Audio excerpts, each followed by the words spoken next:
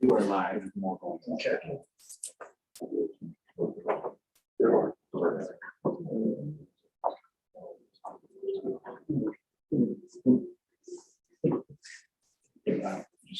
Yes, that was quite the time. It was a mess. All right, we're completely good. Okay.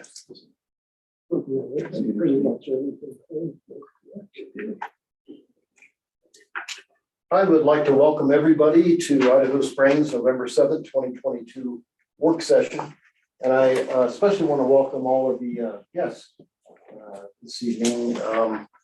First up, we've got Clear Creek County Dispatch. Welcome, welcome.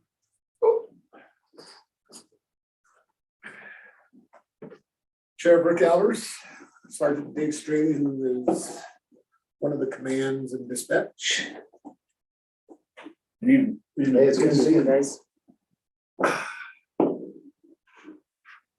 So Sheriff, you know, as I was saying earlier, this is kind of an important decision because there's a big financial difference. And it certainly does not have anything to do with any dissatisfaction with the Sheriff's Department or dispatch. In fact, you know, we really appreciate you backing us up. And I felt at least that we've always had a very good working relationship with the County Sheriff's Department. And I've never heard a single bad thing about dispatch. It's just that, you know, we're going to around $300,000 pretty soon for dispatch. And I understand that doesn't actually incur all of the costs that our percentage of calls are at. And after initial startup costs, JeffCom, at least right now, is about $82,000 a year. It's just a huge financial discrepancy. So I'd like to hear some of your concerns. One that I have heard just even from JeffCom, I guess there's been a total of 24 agencies over the years brought in. And they said each time they do that, everyone has the same concern about, well, you know, they don't know our area as well. And it just appears to me that it isn't that our county is fat in dispatch. It's just that perhaps there's economies of scale and savings to be had there. And I would just like to hear your take on this. All right. I have to agree with everything you said, Mayor. It's really not, and I've talked to Chief Busick about it. You know, it's not, we're not dissatisfied with dispatch. That's not a problem at all. I agree, we get along well with the chief. We cover each other out on the streets. Most of you probably have been involved in something where Idaho Springs will show up and the county will show up. So there's no dissatisfaction anywhere along the line. It comes down to the money.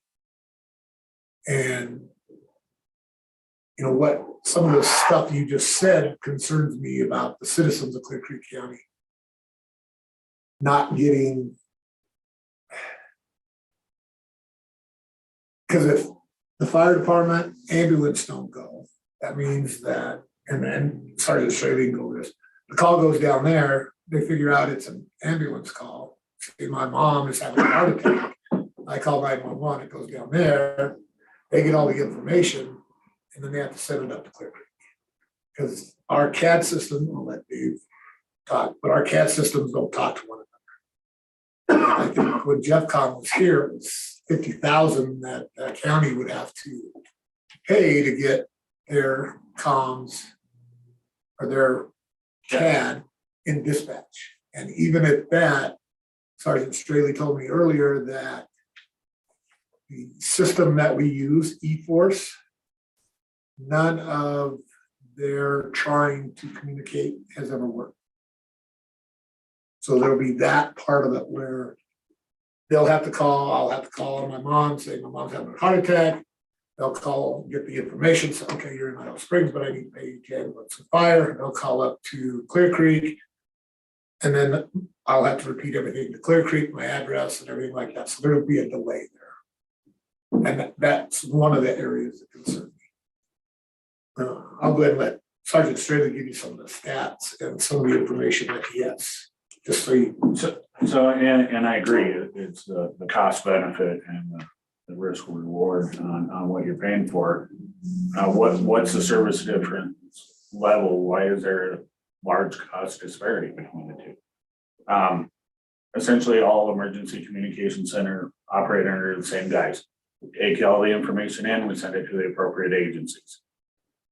How do we do that differently that may show a cost change on that? First thing we look at, there's a National Emergency Number Association, NENA. It is the professional standard for call takers and emergency services across the US, and they set national standards. That's something we try to strive and meet those standardization goals. Even JeffCom does. If you look at their service level agreement, JeffCom puts on their website prior month's stats for September. They're operating on the newer NENA guidelines for call taking, which 90% of 911 calls are answered in 15 seconds. Okay, NENA standards say 95% within 20 seconds. JeffCom in their service level agreement with their users is they don't include the 95% in 20, they change it to 99% in 40 seconds. So answering a 911 call in 15 seconds, that still seems slow to the people who are calling. We operate on an older version of NENA. We set our quality assurance standards to the 3-second rule. We answer the call in 3 seconds. For the month of October this year, we answered every 911 call within 3 seconds, 96.9% of the time. All 911 calls were answered within 2 minutes, 99.1% of the time. Okay, so that's only when there's back-to-back calls do we get that second number is what we look at. We normally operate with 2 communication officers. There are times we're down to 1 person. So 1 911 call, easy to answer. Second one starts getting a little bit busy. We have 4 911 trunks. But our goal, 90%, 6% of the time is within 3 seconds we answer that call. That gets us starting off immediately, answering the questions, verifying location, and doing the call triage. What's the nature of the call? Is it a fire call? Is it an EMS call? Is it law enforcement? And then getting it out to the appropriate agency. The second standard that NENA sets is time to dispatch. And this is where I have a hard time with our CAD system. CAD is computer aided dispatch. That's the computer we plug all our information in, tells us who gets it, and we track all our information through the CAD system. Priority calls, the emergent calls, should be dispatched within 1 minute, according to NENA standards. That's a standard we hold in our quality assurance checks when me and Tom, the other supervisor, review calls throughout the year. We go for 3 checks per dispatcher per month, and we try to do 3 additional checks per dispatcher that they start themselves to make sure they're meeting the standards that are set. So the priority calls we have for JeffCom, the priority 1 calls, they meet, their goal is 90% of calls dispatched within 1 minute. They're at 39.9% calls within 1 minute. I unfortunately can't give you an accurate number to what we're doing because we don't track the priority severity separately. I could tell you in November, all calls for Idaho Springs Police Department had an average dispatch of 4 minutes and 6 seconds. Okay, whether that's a priority call or an abandoned vehicle sitting on the side of the road. Unfortunately, I can't pare it down for you any further than that without looking at each individual call type. But our goal, definitely EMS and fire, we hold ourselves pretty tight to that because we know the severity of getting the call out in a timely manner. So why is there a disparity in this? A lot of it has to do with staffing. We currently are at 70% of our dispatchers. Okay, I've got 4 openings. I'd love to hire somebody. I've got one in the works right now. Just made it a job offer. And we got a few more applicants, which is very encouraging right now. So I do appreciate that. Jeffco, through one of their supervisors that I do know, they say they have ran at 50 to 66% staffing since their inception 4 years ago. And they seem to be losing dispatchers as quick as they're hiring them. I don't have specific numbers because it was a friendly conversation. But they will admit they are understaffed. And when you look at their report that they put out for September, that talks about one of their remediation problems for their slow response time. In staffing. They're understaffed and it takes a while to answer the calls. Call load, that's a big impact. In September of 2022, Jeff Com alone for 1 month answered 20,477 911 calls. That's for September. That's 1 month, just 911 calls. For October of this year, Clear Creek Communications answered 730. Call load's a little bit less. Admittedly, most of those calls are on I-70. Okay, I don't have the specific numbers for calls in Idaho Springs. Unfortunately, our 911 call system doesn't track the location where they come from to that degree. I'd have to hand sort each one and look at GPS coordinates. It doesn't sound time consuming enough for me. So with 2 on at a time, we tend to answer almost every call. We do have a system in place that if we can't answer it, it rolls to a neighboring agency. Gilpin is our backup. They answer it, make sure we have the information we need. Usually the multiple calls that come in at one time are the big incidents, the fires that you can see from the highway, big crashes where everybody has a cell phone is called 911. So luckily we're able to triage through those fairly quick. Jeffcom says another problem they have on getting the calls dispatched in a timely manner, why they're down to 39.9% instead of 90%, is their double verification system. They and NENA standards require a verification of the location. Okay, so when you call 911, first question you're going to hear, whoever you call, whatever city you're in the US, is 911, what's the location of your emergency? Because without the location, it doesn't matter if it's a fire call, doesn't matter if it's an ambulance call. If we don't know where to send help, we can't send help. If we get an address, we'll send somebody and we'll figure out what help we need afterwards. But the very first thing we need is that location. They say their double verification slows down the call processing time. I live in unincorporated Jefferson County. If I call 911, and I've had to a couple times in the past few years, I know they will ask me my location 3 times just to get that verification. Is it important? Absolutely. Are there other ways to get that verification? And one of the things we do in our comm center, we'll ask for the location and we'll either verbally verify it or verify it through our computer screens. We have 2 resources that bring in 911 calls. One is our 911 service that we pay for through Westel. It provides the link from CenturyLink, who's the basic service provider for all 911 calls. Comes to their system in our box, gives us an address and a phone number of every landline, or if it's a cell phone, it will give us a GPS coordinates and a variance of how far. The other system we use is Rapid SOS, which is a computer-based program contracted through every cell phone company, as well as the several of the up-and-coming alarm companies. Ring Alarm, Simply Safe Alarm, are also contracted with this company. So if you have an alarm at home, it will pop up in our comm center before their call center calls us. That's another step to verify. So the first thing, say there was a fight at Safeway. Employee at Safeway calls 911. It's like 911, where's your emergency? I'm at Safeway, there's a fight in the store. Okay, my verification step is, I know there's more than one Safeway in Colorado.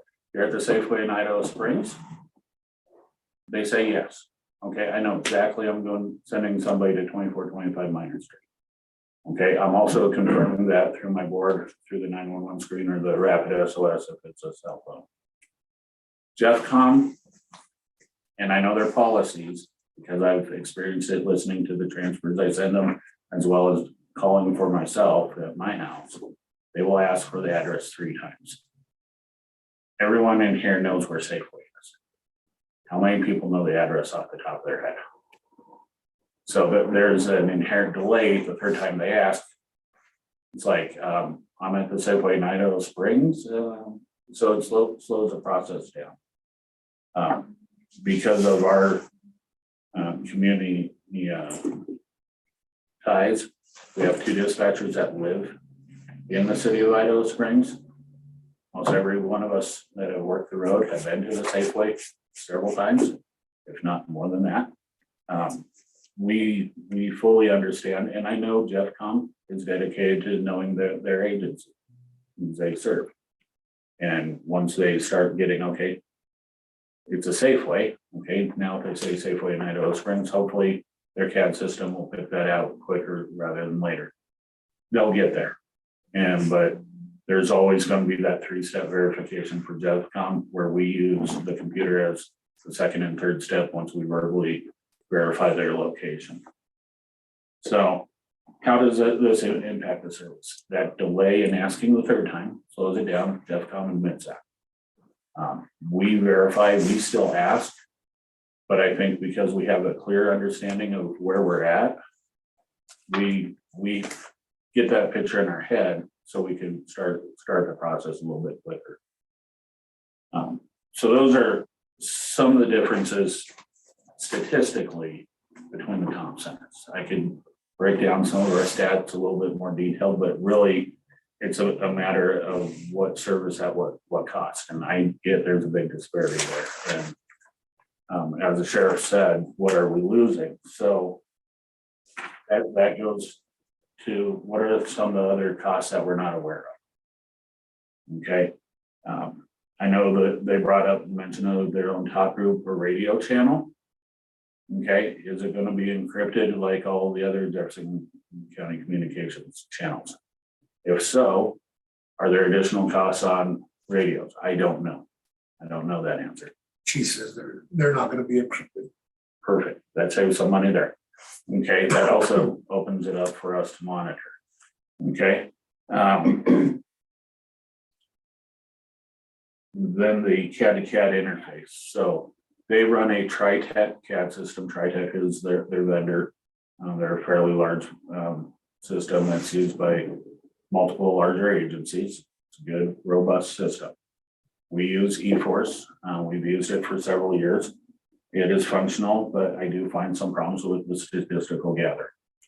Okay, is that something I could weed out? Absolutely, but it's functional. It's served us well for years. I do know that there has been problems with them working with other vendors to get CAD to CAD interfaces. I even called them to verify if they had any existing APIs with a TriTech system to theirs. They told me they did not. So that I know from asking for new features on my CAD system through eForce, it will cost us $50,000 from eForce. If JeffCom's saying it will cost $50,000 for a new feature for TriTech, I believe it. So I instinctively think that's going to be closer to $100,000 CAD to CAD interface. You know, for us to communicate with a push of a button, hey, we got this call here. We do need an ambulance to respond with law enforcement. Or, hey, we took this information. We need you to send fire ambulance to this location or send backup, whether it's a deputy to cover. For a push button, we're looking at minimum 50,000, more likely 100,000. Whereas if we choose not to go that route, then we get the delay in the transfer from 911, re-verifying location, verifying nature of call, and then getting another car or unit dispatched within a minute. So what are we losing? Interoperability. We've worked side by side with Idaho Springs since I've worked here over 22 years. We've covered them, they've covered us. We listen to the radio, we know what each other's relatively doing. Situational awareness is big in the public safety sector. If something's going on near you, it impacts you one way or the other. With the interstate running through our county and your city, it impacts us. Being able to have that ears on the radio, knowing what's coming down the pipe is beneficial to be ahead of it instead of waiting for a relay through a comm center. Growing up as kids, you ever play that telephone game where you whisper something to one person, they whisper it to the next, whisper it to the next. By the time it makes it around the table, there's something lost in translation. Unfortunately, that's humans. And if you're counting on relays between an officer to dispatch to an officer, there's going to be something missed. And in the public safety world, that's not comfortable. We don't like missing things. The more information we have, the better it is for everybody responding to handle it. So situational awareness is paramount. And delays, I think Rick mentioned it, the delays if 911 were to be automatically geofenced that all 911 calls in the city go to DEFCON. If there was a fire or medical emergency, DEFCON would have to triage the information and then pass it back to us. If it's your loved one having a heart attack, I don't know if I like that extra 2 minutes, and that's uncomfortable to me. I'm proud of my dispatchers.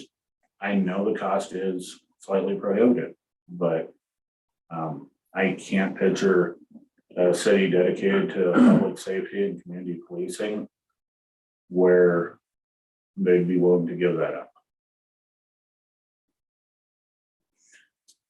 All right, I just got another couple things. Clear Creek County Advocates have a system that is set up with Clear Creek County too, that they almost they're automatically dispatched. Each advocate has a radio that they listen to when they're on call, because it's a volunteer system. And they listen to it when they're on call. And if they hear an assault, domestic, any type of VRA crime that they have to respond to, whether it be in the city or in the county, anywhere, they go ahead and stage in the area. That way they notify dispatch, advocate 1 Victor 10 or 12, whatever is staged. That way the officers hear it and this. And then the officers go, okay, have the scene safe, have the advocate come on in. Idaho Springs will be losing that because the advocates, the radios that we use are, how much are they a piece? They're close. 15. Well, we got them for 15 because Yeah, but that was. if we had to buy them, they're about. Yeah, about $7,000 a piece. And the advocates, there is no way they're gonna be able We to don't do have that. that money. So at that point, you're gonna be losing that automatic response from the advocates. You're gonna lose, say, John is a known person that sets out in front of Safeway and causes issues. Or in front of, in the city park.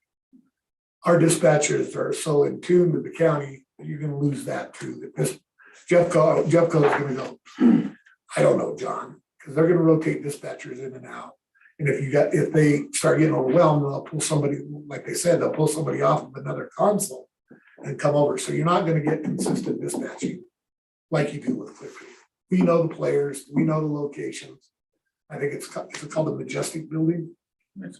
Mystic Building, the old pink thing up here where Rick Garnett used to have his office. Majestic building. Majestic Building. So he goes, it's a Majestic Building.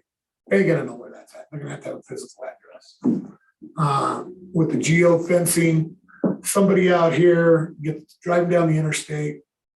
They get a gun pulled on them. They're driving down the road. They call 911. It's gonna go to Jeffco.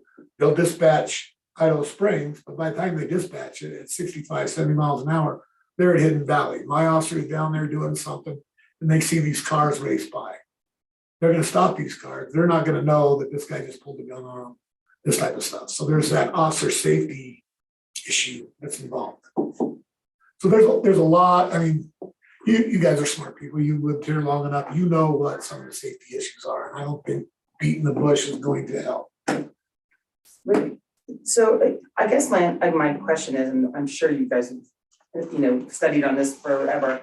I guess I don't understand why the state doesn't help, municipalities like us out with this heavy flow of issues that I-70 drives in here, goes literally and figuratively. There's other places where this isn't happening. I And agree 110%. I mean, there's no advocate for places like us that say, hey, almost all the volume of our issues come from that avenue right there. You're right. It's a black vein in the county. Yeah, It's and a- nothing to be done. Nothing that I've When ever Polis heard was of. here last, Right we had an here, opportunity to talk to him about it. Right through Congressman, that's- Right, our governor. Yeah. That's the only way, because I think every county on I-70 should get some type of a gas tax or Absolutely. something. I agree 110% with you. That's I know. a peer above me. But it isn't above our councils. No, yeah, Opportunities. yeah, with the commissioners could do something on it too. That would be a really nice thing for them to start Right. working on. And another thing I want.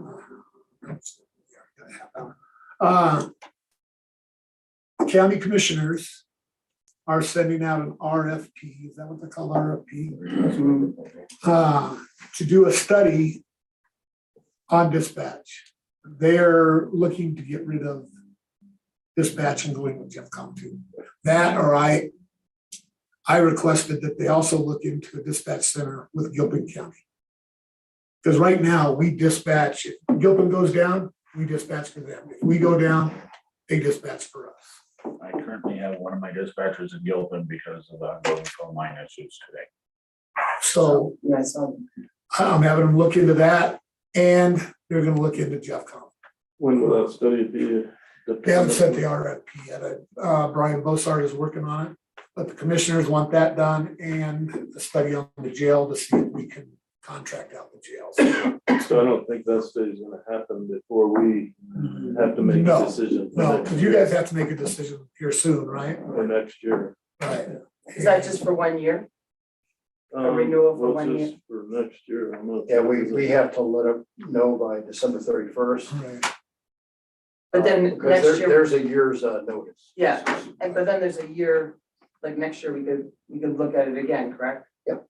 Because my curiosity is in the cost, that there's probably a lot of technology in this, but you're saying it's size of scale and everything, but it would, to have that study, it might explain why Clear Creek struggles at such a higher cost versus someone like GEFCON.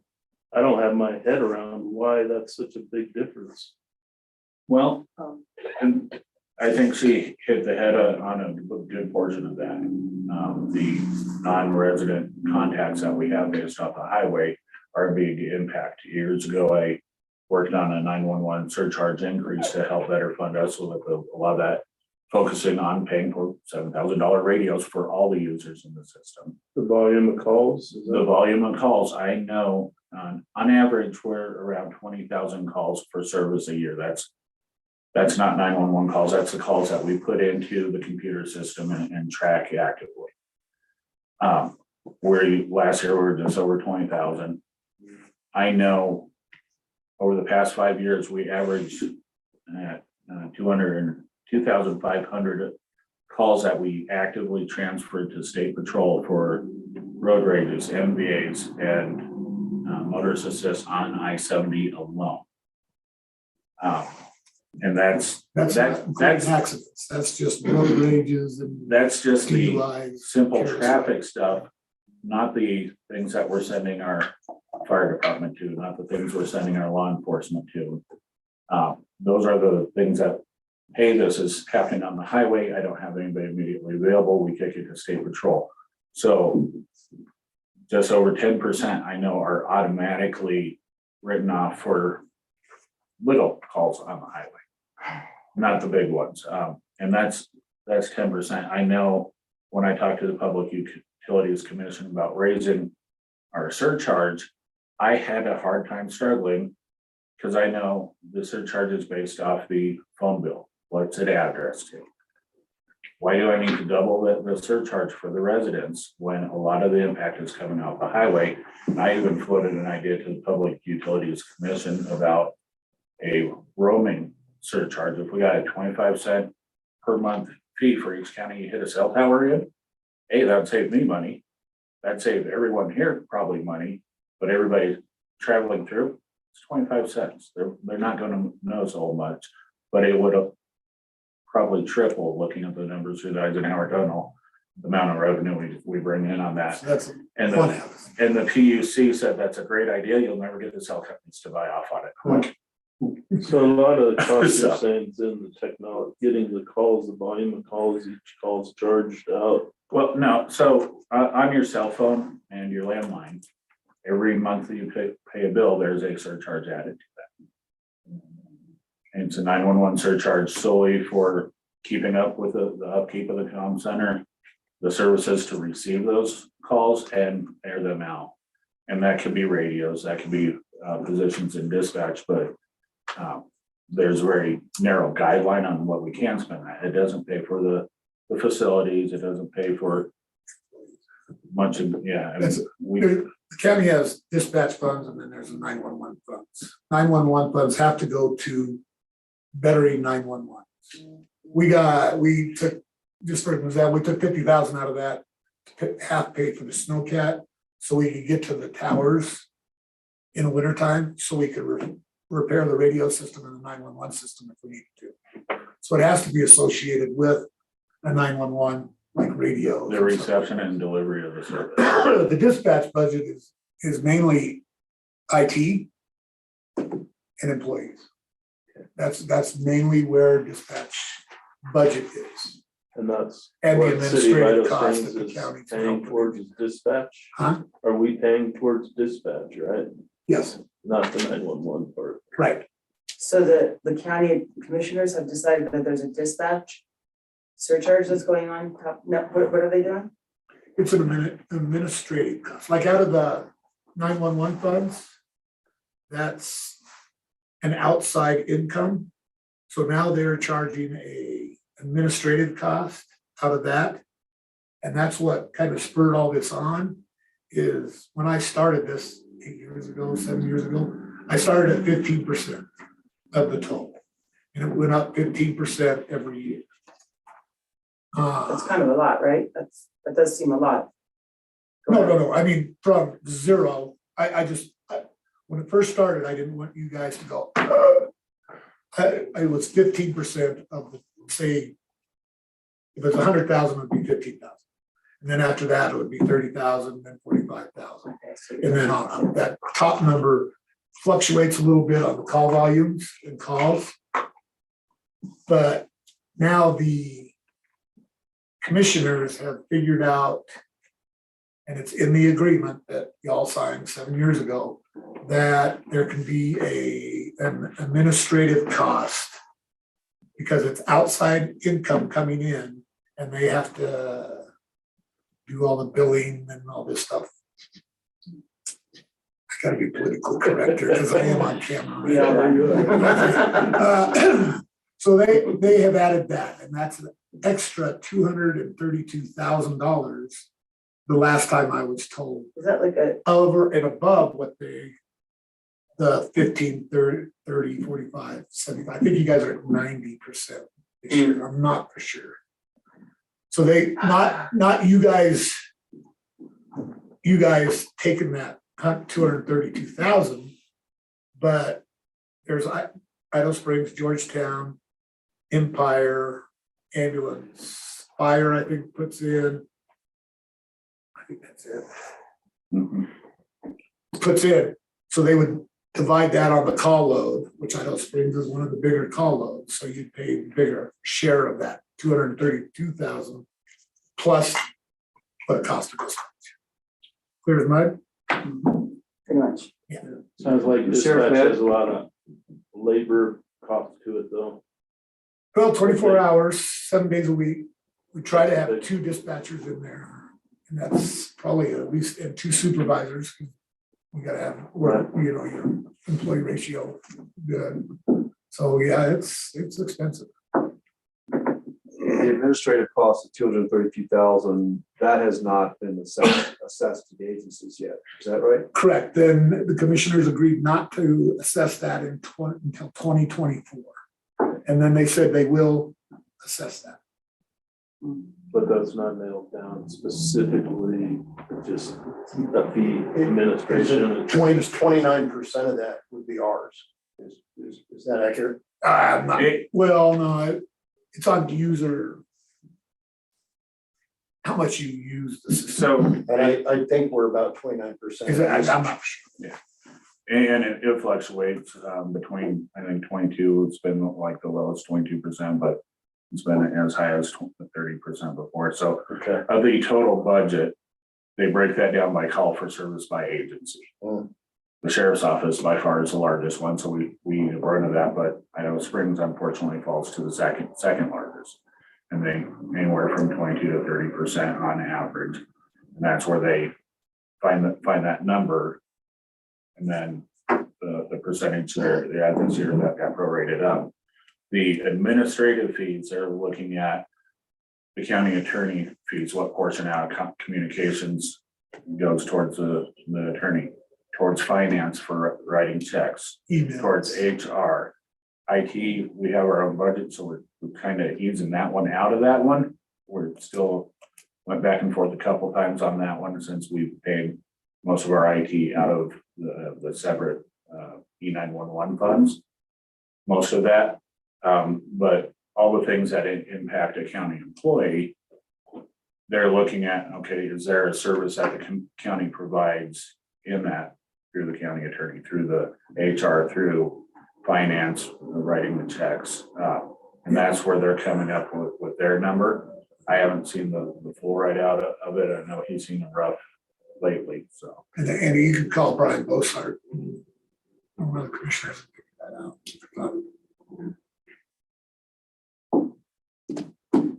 Any further questions? I have another question. Next year is the last year under the current IGA, right? I believe so, yes. Okay. Any thoughts about what we could expect for the new IGA or the following year, 2025? What I would like to see, I would like to see a flat rate for everybody. Something that everybody can agree on, a flat rate, instead of this fluctuating thing. Just a flat rate of, say it, just pick a number, $200,000 for house that you pay every year, maybe, revisit it every 2 years or something like this. I don't know.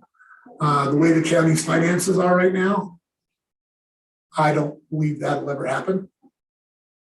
I think they are looking to save money any way they can. And, going to Jeffcom, if we go to Jeffcom, I don't know how long I'll be sheriff because then you're treating people like numbers, not people. And I don't know if I can work for an agency that treats people as numbers and not people. I'm not a numbers guy. I love all 9,500 people that live in this county. And I don't think that would serve them the best. And I don't know if I can be a part of that. When do you think we might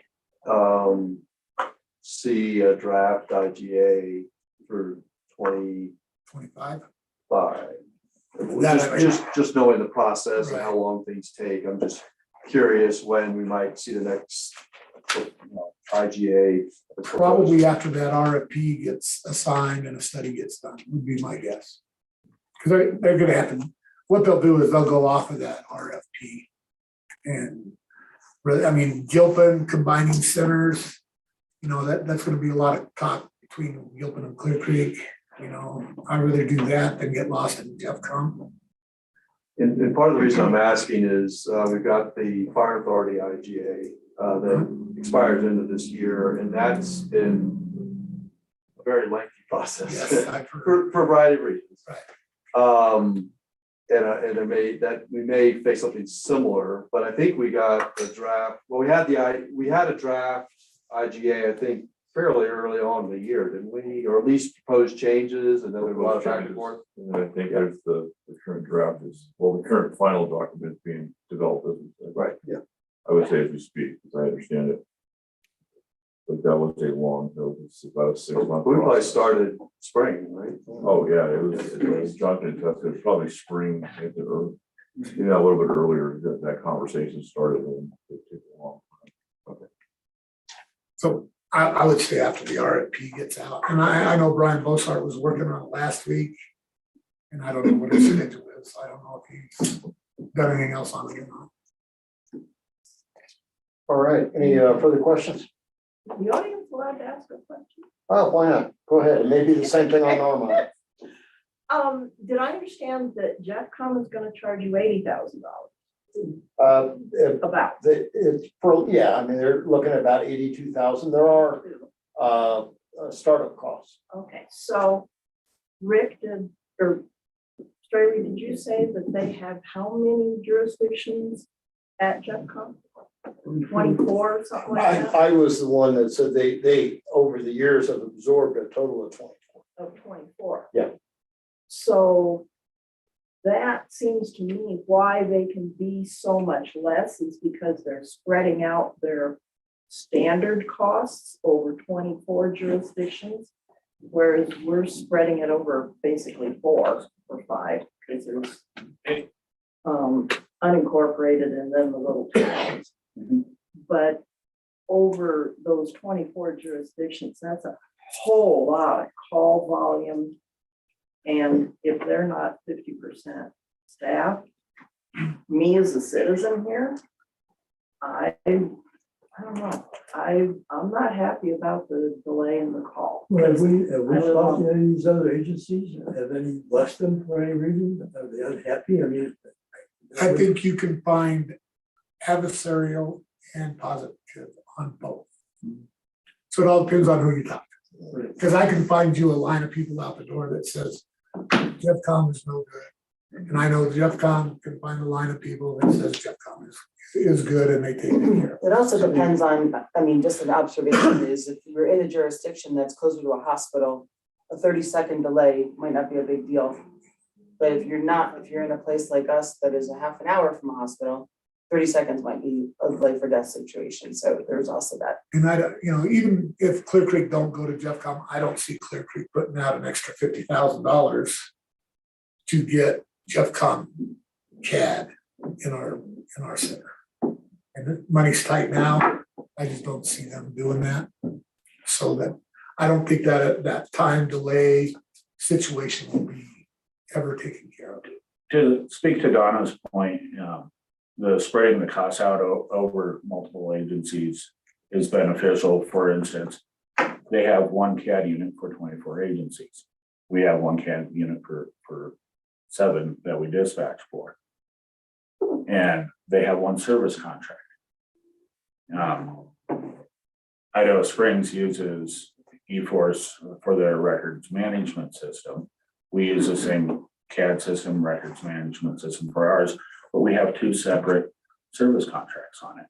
When you start pulling those and narrowing the service contracts into one, that's where you see some of the cost savings. The upfront costs is where you don't see them, and how long does it take to recoup those? And I know 6 years ago when I started as a supervisor in dispatch, we had talked with Gilpin and with their supervisors on what it would take to combine. And the upfront costs, almost everybody to a person goes, whoa, that's a little bit expensive. Long-term savings is where it does look beneficial because you're looking at one service contract. You're looking at one system for multiple and being able to spread those out over multiple agencies is nice, but you start losing some of your autonomy as well as some of your personal service. And that's where you got to weigh the balance to your community as well as the cost, and it's tough. I get it. You were talking about some standards that they have to meet, right?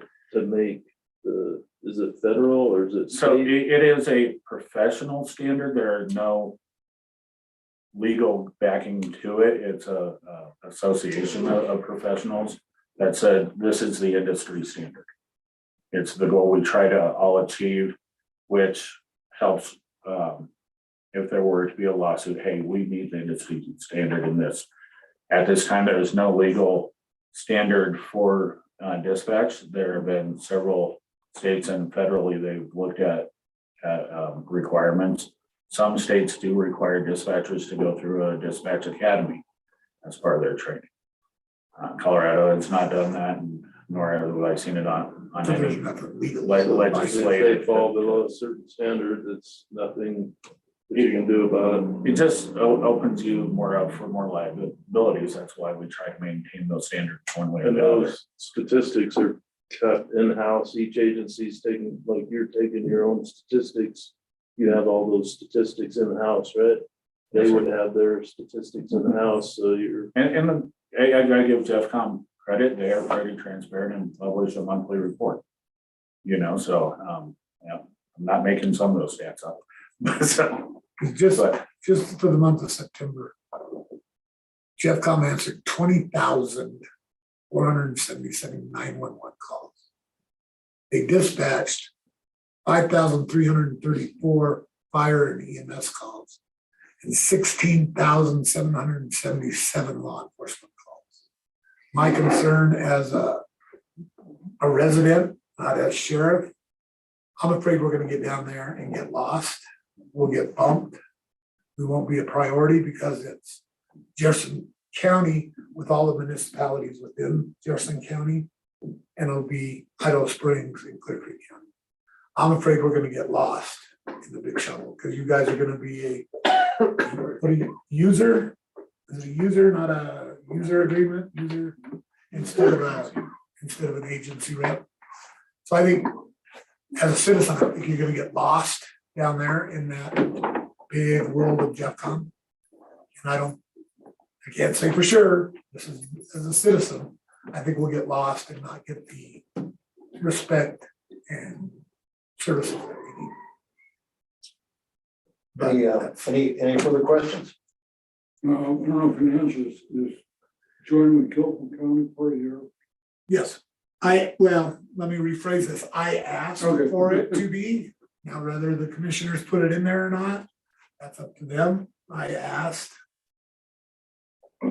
Sheriff, did you say that had been considered previously, the merging with Gilpin? We've always talked about it, but it's really never officially really talked about it. Okay. And that's why I wanted to get into this RFP is because I think Clear Creek and Gilpin could mesh really well together. What about Park? Now Park's too big. I know, they have their own struggles, I know, Yeah, they're way spread out. yeah, That is. it is. and Big Mountain in the way. Yeah. Well, I know, but that's where that, I was Yeah. thinking that it makes sense because it's an easy access, but again, Yeah, And it's But way too for the radios, unfortunately. Yeah, the that radios won't make it, interfere yeah. with that one, so. yeah, But Yeah, Clear Creek and Gilpin are two of the smallest absolutely, yeah, counties in the state. and it makes And to me, sense. It makes sense to do a Gilpin, Clear Creek or Clear Creek, Gilpin, I don't care what you call it, center.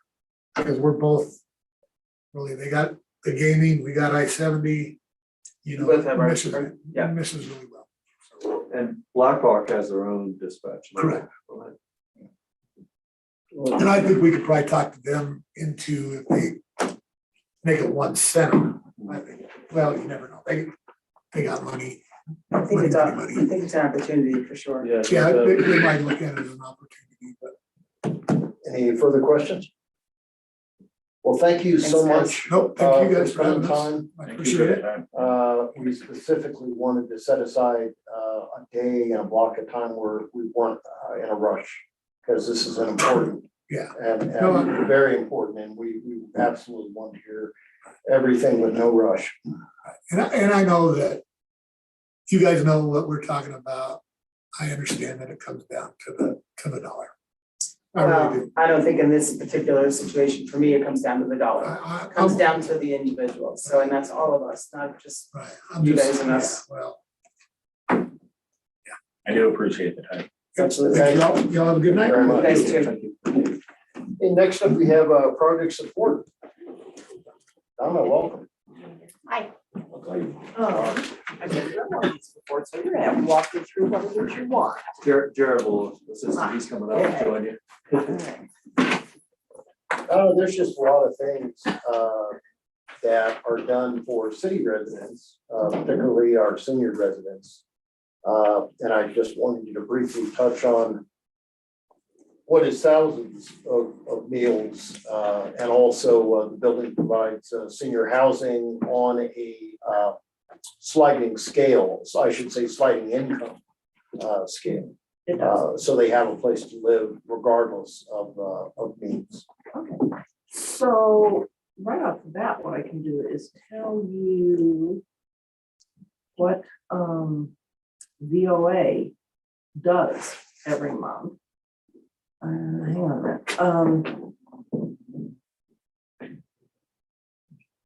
minute. Anyway, our building, all of it, houses 4 separate entities. We are low-income senior housing, and that's 10 apartments upstairs, 4 apartments downstairs. There's 4 apartments up there that are part of the original building. And then in '86, when we added on the long piece back to the alley, that's where we got the other 6 apartments upstairs and 4 apartments downstairs. We have VOA, who does congregate meals in the dining room. It also does Meals on Wheels. And then we have the thrift store, which is integral to the whole operation in that what we sell downstairs goes to support the rest of the building. Our income from rents is anywhere from $3.25 a month to our top rent is $680. You cannot pay all the bills that building requires. You can't hardly pay the Excel, the water, the You pay sewer. for, the building does, the project support does all that. Right. It pays for water and electricity. Yeah, the only thing that a resident has to pay for is if they want their own landline, cell phone, or TV. We offer them Roku free. We offer them Wi-Fi free. So the rest is Are there- personal. Are there any support systems within the state that can help with the water and the electricity? None that we found. No. But what we did this past year was we wrote a letter to VOA and said, you're using 1/3 of our electric bill, 1/3 of our water and sewer bill, and 1/3 of our trash pickup. And that was pretty much it. Came up with a number of what we had spent the previous year on those things divided by 3, sent them a letter, said it would be great if you could help us with this. And they give us $875 a month. Okay. So, And there are, I don't mean to derail your train of thought, but there are, just because you're talking about project support, there are thousands of meals that come out of your kitchen, is that correct? there are. She just, if you give me a minute here, I can find her last report. I can figure out where the heck I am.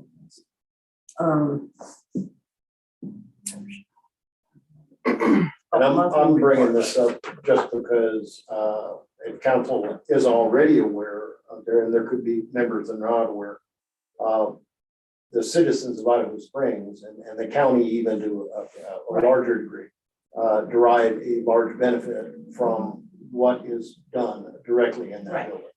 She does 40 to 50 Meals on Wheels a day, 5 days a week. And right now, because Gilpin doesn't have a cook, they had a bad cook. People were bailing on their Meals on Wheels. So he does another 40 to 50 meals on top of that. We either deliver them just directly up to Gilpin or Gilpin comes down and gets them. We do another 20 to 25 meals on Wednesdays up in Georgetown. That congregate meal is ramping up. It's a slow process in Georgetown, but they're getting more and more. So yeah, they do a big benefit in the county for Meals on Wheels for the congregate meals. And she also does transportation to doctor's appointments. They take them to Walmart, King Supers.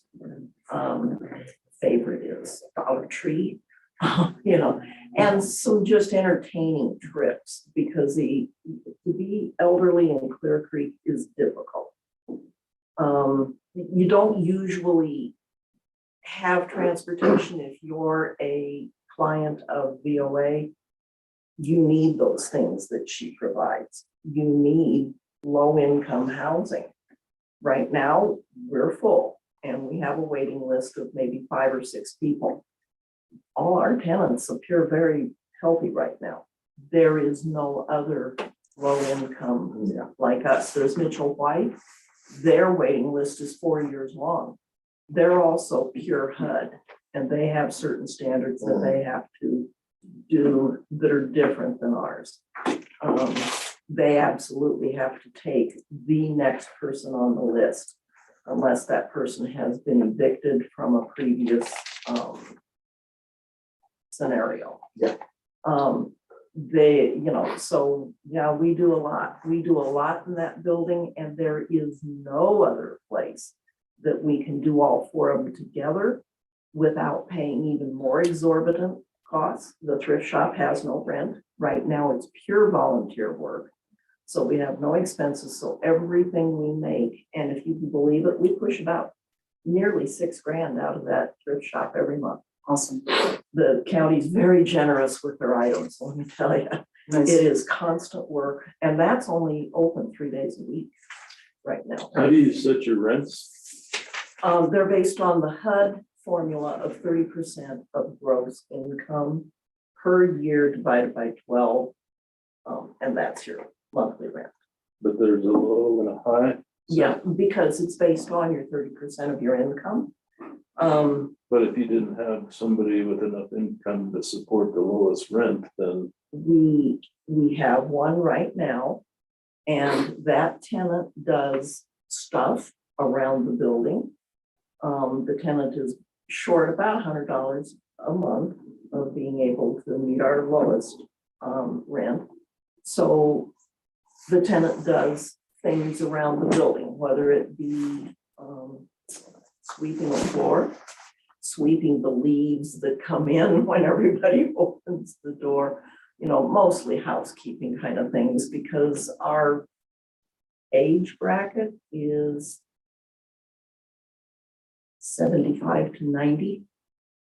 I don't think there's anybody under 70, even though we can take 60, 60 and above. We don't have anybody, I think, in that 60 to 70 group right the now. board can dictate on if that person can help for that extra $100 or whatever.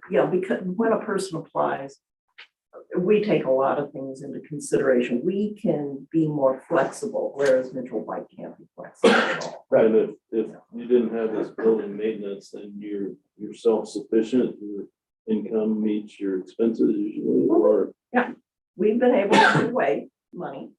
We have a 30-year fund. We have some endowments that people have given us. However, they're not enough if something drastic happened. I did go to the state and apply for a preservation grant and to get rid of, I don't know about you, but in 20 years I've lived in this county, that is the ugliest building in the county, in that blue-gray color. And it never should have been painted. Yes, agreed. It should have, it's bad for the brick. It's sun-dried brick, so all the moisture from inside comes out, except that it's the wrong kind of paint and it bubbles and it eats the brick. So I put in a grant application. It came up to $317,000 change. We have to come up with 25% of that because we're a 501c3, which is $79,313. And I'm getting there. I'm not quite there And yet, you're at about 29,000? about right now, but I haven't heard from Henderson. Mhm. I haven't heard from El Pomar. Right. The county postponed any decision until I collect everything that I can collect, and then they said they would see. Because we're short money. There's no way around it with the county. There's just no way around it. Well, the city and the county both would be in dire straits. I'm just saying Oh, hypothetically. without us? It'd be, Yeah, right. yeah, I mean, without us. That's a Yeah. given. We have no assisted living in the county. We have no nursing. homes Well, in and county. the meals, the rides, Yeah. that we've been So, discussing. everything. Yeah, you just happen to be located in the city of Idaho Springs, but you serve the county. We do, and that's in our bylaws, that we serve all seniors over the age of 60 with the Title III nutrition, the transportation, all the things that we're providing right now. And we did find a really good manager for programs and manager for the apartment house. I've never seen anything like Tamara. She is a whirlwind and a force to be dealt with, as you guys have found out. But a lady from Empire wrote her today, who had been to one of our spaghetti dinners, and said, "You have made that place sparkle, and it's alive again," and it is. It's very much alive there. It's You not- absolutely should be very proud. No question. Let me ask you, and I know this is on council's mind, so I'm just gonna ask. What would you like to see out of Idaho Springs? And I'm gonna give you a kind of a range, Okay, because council, I think, could use some direction. I mean, we all know the need here. But I'm just not clear if you're hoping for larger entities to give 5 or 10,000, or a larger or lesser amount. Frankly, that I'm just asking, what kind of a range are you looking at? well, if you could just take up the rest of that would be wonderful, and then I wouldn't have to go around asking anymore. I don't know your budget. See, so it's difficult for me, but if I could, Empire, they can't. I mean, I asked, they might be able to come up with $500 or $1,000 out of their budget. I know they don't have a lot in their budget. Silver Plume, they want me to come talk to them, but I'm feeling really guilty about it. You can't get blood from a turnip. So it's kind of up to Georgetown and you guys and the county and the other entities that I've asked. Now, I asked Oklahoma for 25,000. I don't know if I'll get it. I won't know until December 14th is when their board meets. I did get a confirmation letter from them that my application was accepted and it would be presented to the board members of Oklahoma. I'm not allowed to contact them anymore. And that's it. I think as of today, I have made it through the first round of the state funding. In that I got a letter that was, will you sign the covenant letter? And the covenant letter for the amount of money we're asking for is a 20-year covenant that nothing can be done to the outside of that building after it's finished. Oh, yeah. I mean, I'm okay sure, with of course. that.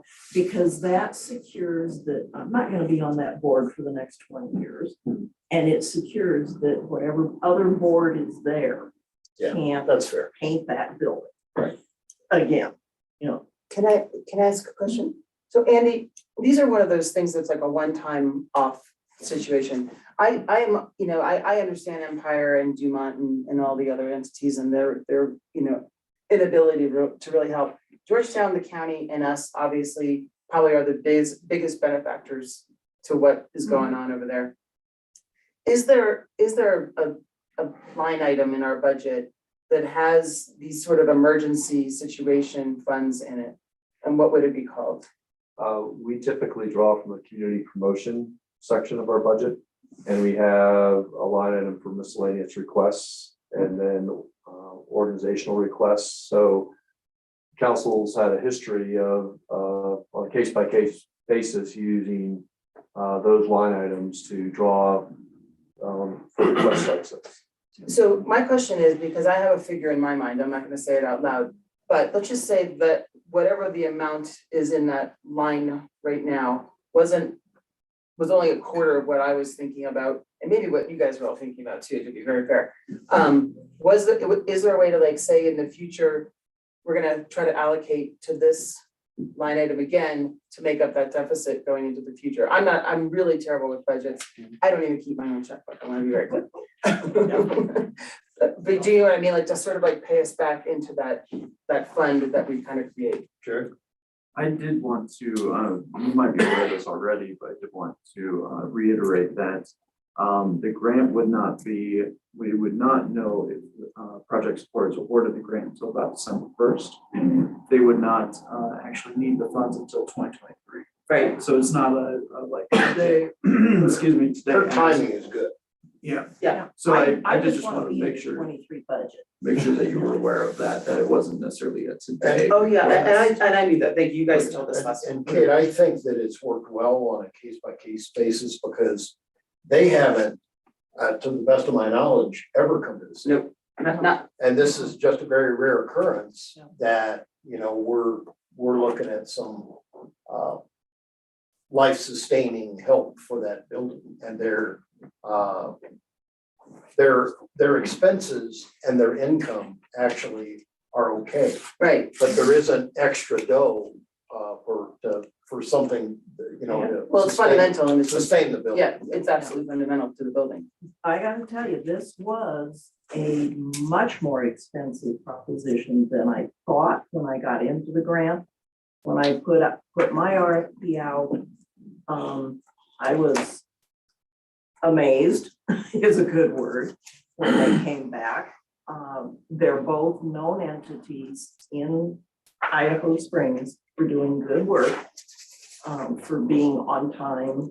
I did find an architect who actually, I think it was Mayor Harmon who put me on to the Haynes. The Haynes, however, are unable to be the architect. I did find What? another architect. Yeah, they No, I'm can't be the kidding. architect. I was also suggesting El Pomar, but I think you were already on to them. But the Haynes can't do it. I think there's like a little conflict of interest. But I don't know. They just put me onto some other names and the state helped find another architect, and her experience is that she's never done anything but preservation architecture. So I'm confident in her. Excellent. And if I may, there's also in that regard a little bit of process yet to be done. So once the project support will know about the grant on December 1st. Before any building permit or anything else is issued, we would still have to go through HPRC. Don and I had a great conversation last week about kind of timing of that, et cetera. We know that the funds wouldn't be available until first quarter next year at the earliest. We also know that any exterior work would not be able to commence until Right. late spring Right. anyway. So we're looking at probably a first quarter HPRC meeting to go over the proposal. And one of the reasons why we weren't moving towards the December date was because the architect and getting those drawings put together to go to HPRC. The only thing I absolutely have to have when they call my, because they're gonna call my name. The state grant process is done on a points basis.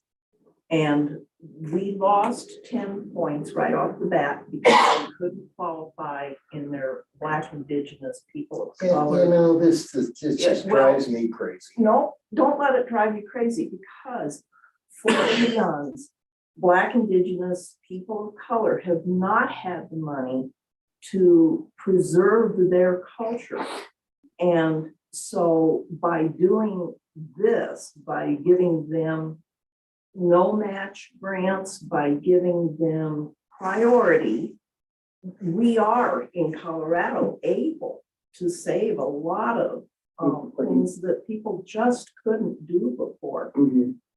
Because Well, I other can, people didn't care. I can appreciate that, but they've always been, I'm talking even historically, very underrepresented in our Mhm. county. It's just, Yeah. But we can't say that we cater to that. All I could say is we cater to all people, no matter what True, their race True, in Clear Creek County over Absolutely. 60. So I made that a big point, but they are, that first question, they are looking specifically Yeah. for. I just had a So- funny thought, so sorry. I was Yeah, no. thinking that there's a particular group of people that just weren't silly enough to go in mines in our county. Smart enough. Exactly. But I think I got the other 90 points. all right. You know, because if you write to the grant, and I didn't have to fudge a single fact on the rest of the grant questions, right? We are needed when it gets down to why do you have to do this now? It's because we can't do it next year. We just can't. So we, obviously, we would not be able to take any action tonight as it's a work session. But I would like to gauge council, is this something that we would like to contribute to financially? Yes, Absolutely. I was gonna make a suggestion that we give you a secret little note or pop in an email, what we thought the number amount would be, and that way you could mull over it, Mayor. Well, because what would happen is we would end up taking action. And my suggestion would be that we would take an action on a figure that we all could agree on, contingent on them getting the grant. Of course. But it would be set up so that it would be in next year's budget and it would be activated if they're successful. Absolutely. Right. I do think that whatever we give, we'd also put the pressure on the county and Georgetown as well to act appropriately. And I hopefully that whatever we do here, we kind of help that along for you guys. Have you had any luck with Henderson then? Actually, their over $10,000 grant wants proof of what you're achieving, you know, kind of thing. And we're really not doing that kind of work. So I did talk to Lalitha and she gave me all the paperwork I needed to send in. And her grants are anything from 1,000 to 5. She sounded very positive and I'm hoping for 5. I also talked, Albert Fry is sending me a check. I think it's for 500, somewhere in there. I've written to the Loop, Guanella Pass Brewing, Cabin Creek Brewing, Loveland Ski Area.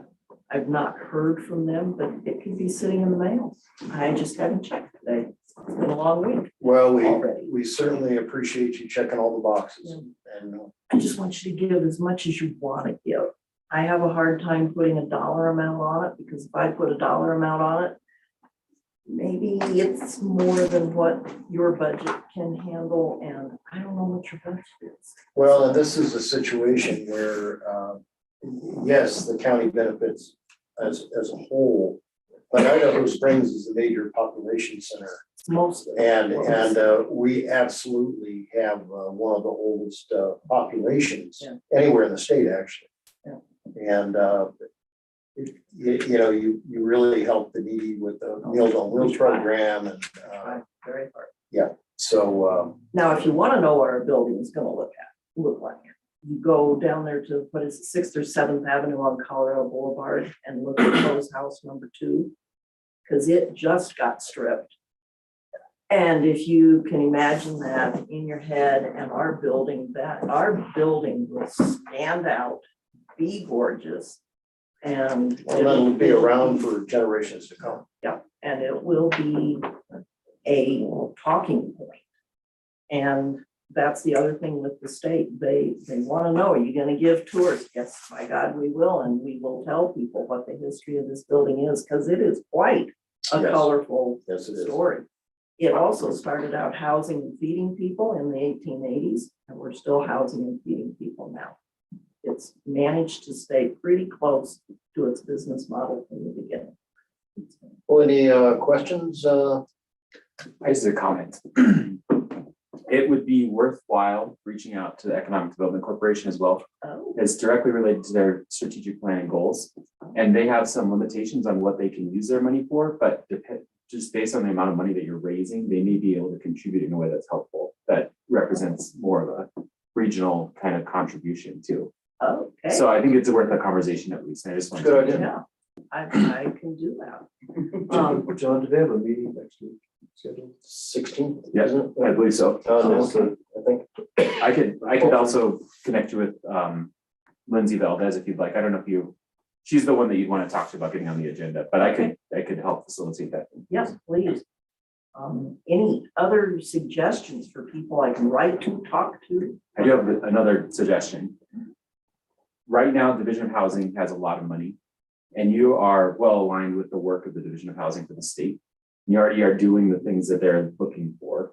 And I think that it would also be worth having a conversation with them to see if they would support some of these efforts.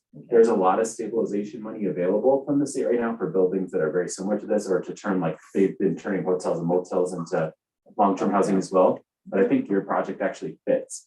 It requires additional deed restrictions on the property, but they're basically what you're already doing. And that could be a large revenue source. And so I just wanted to mention that I think that's worth looking into. Okay, the State Department of Housing. Yep, and that's through the Department of Local Affairs. Okay. I will do all those tonight. Any further questions for Don? Thank you, Don. Well, thank you so much. Thank Appreciate you. Yeah. We just want to continue what we're doing because we're. When is the next spaghetti? The 17th.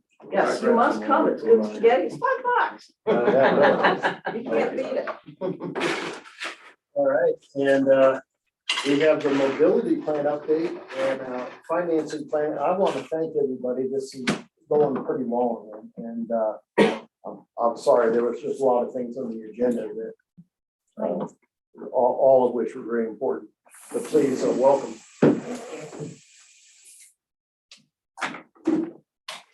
Mayor Council, staff thought it was about time to bring you an update on the mobility hub project. And in my staff report, Jared and I's staff report, we've discussed a couple of different things that are happening right now as an update on how that work is progressing. We are cautiously optimistic that we're moving to a point where this project is quickly becoming a reality. And so Lorraine and Troy are here to discuss the pro forma that we built, some of the financing. I was kind of thinking that, Jared, do you want to start us off talking about the kind of construction readiness piece and property assemblage, and then we'll move into the finance? Absolutely, I certainly can. So currently, the project we're working on putting together the site. Right now, you may have noticed that over the past number of years, there's been a number of structures removed from the block behind Tommyknockers. So that's between 14th and 15th there. There are still two structures on that piece of property. The first one, the smaller of the two, is the Jacobs house that was built clay, and that is scheduled to be moved here the first or second week of December. We're kind of hoping for the first, but you never quite know. Things get pushed back on occasion. And then we're also looking at the Roberts Brothers Garage. The Roberts Brothers Garage is the one on the corner. It has the large roll-up door. So staff and the mayor have been in discussions with the owner of the property, and we've also talked about site selection here with city council. So we have a preferred site for just the front end of that building. So the front end is the older portion of the building. It's the little more historic of the entire structure. It would be quite costly to move the entire thing. So we're focused on the front. And we're looking now at building it across from the Vintage Moose, across 16th Avenue. And we have engaged an architect and an engineer to start laying out that design. I guess we're actually looking for proposals, but we've had preliminary discussions with them.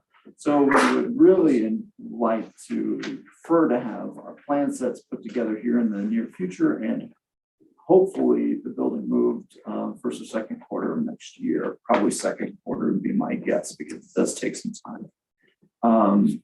Then we're also in discussions with the property owner of the AOK garage and ski shop and laundromat about a potential for a property swap.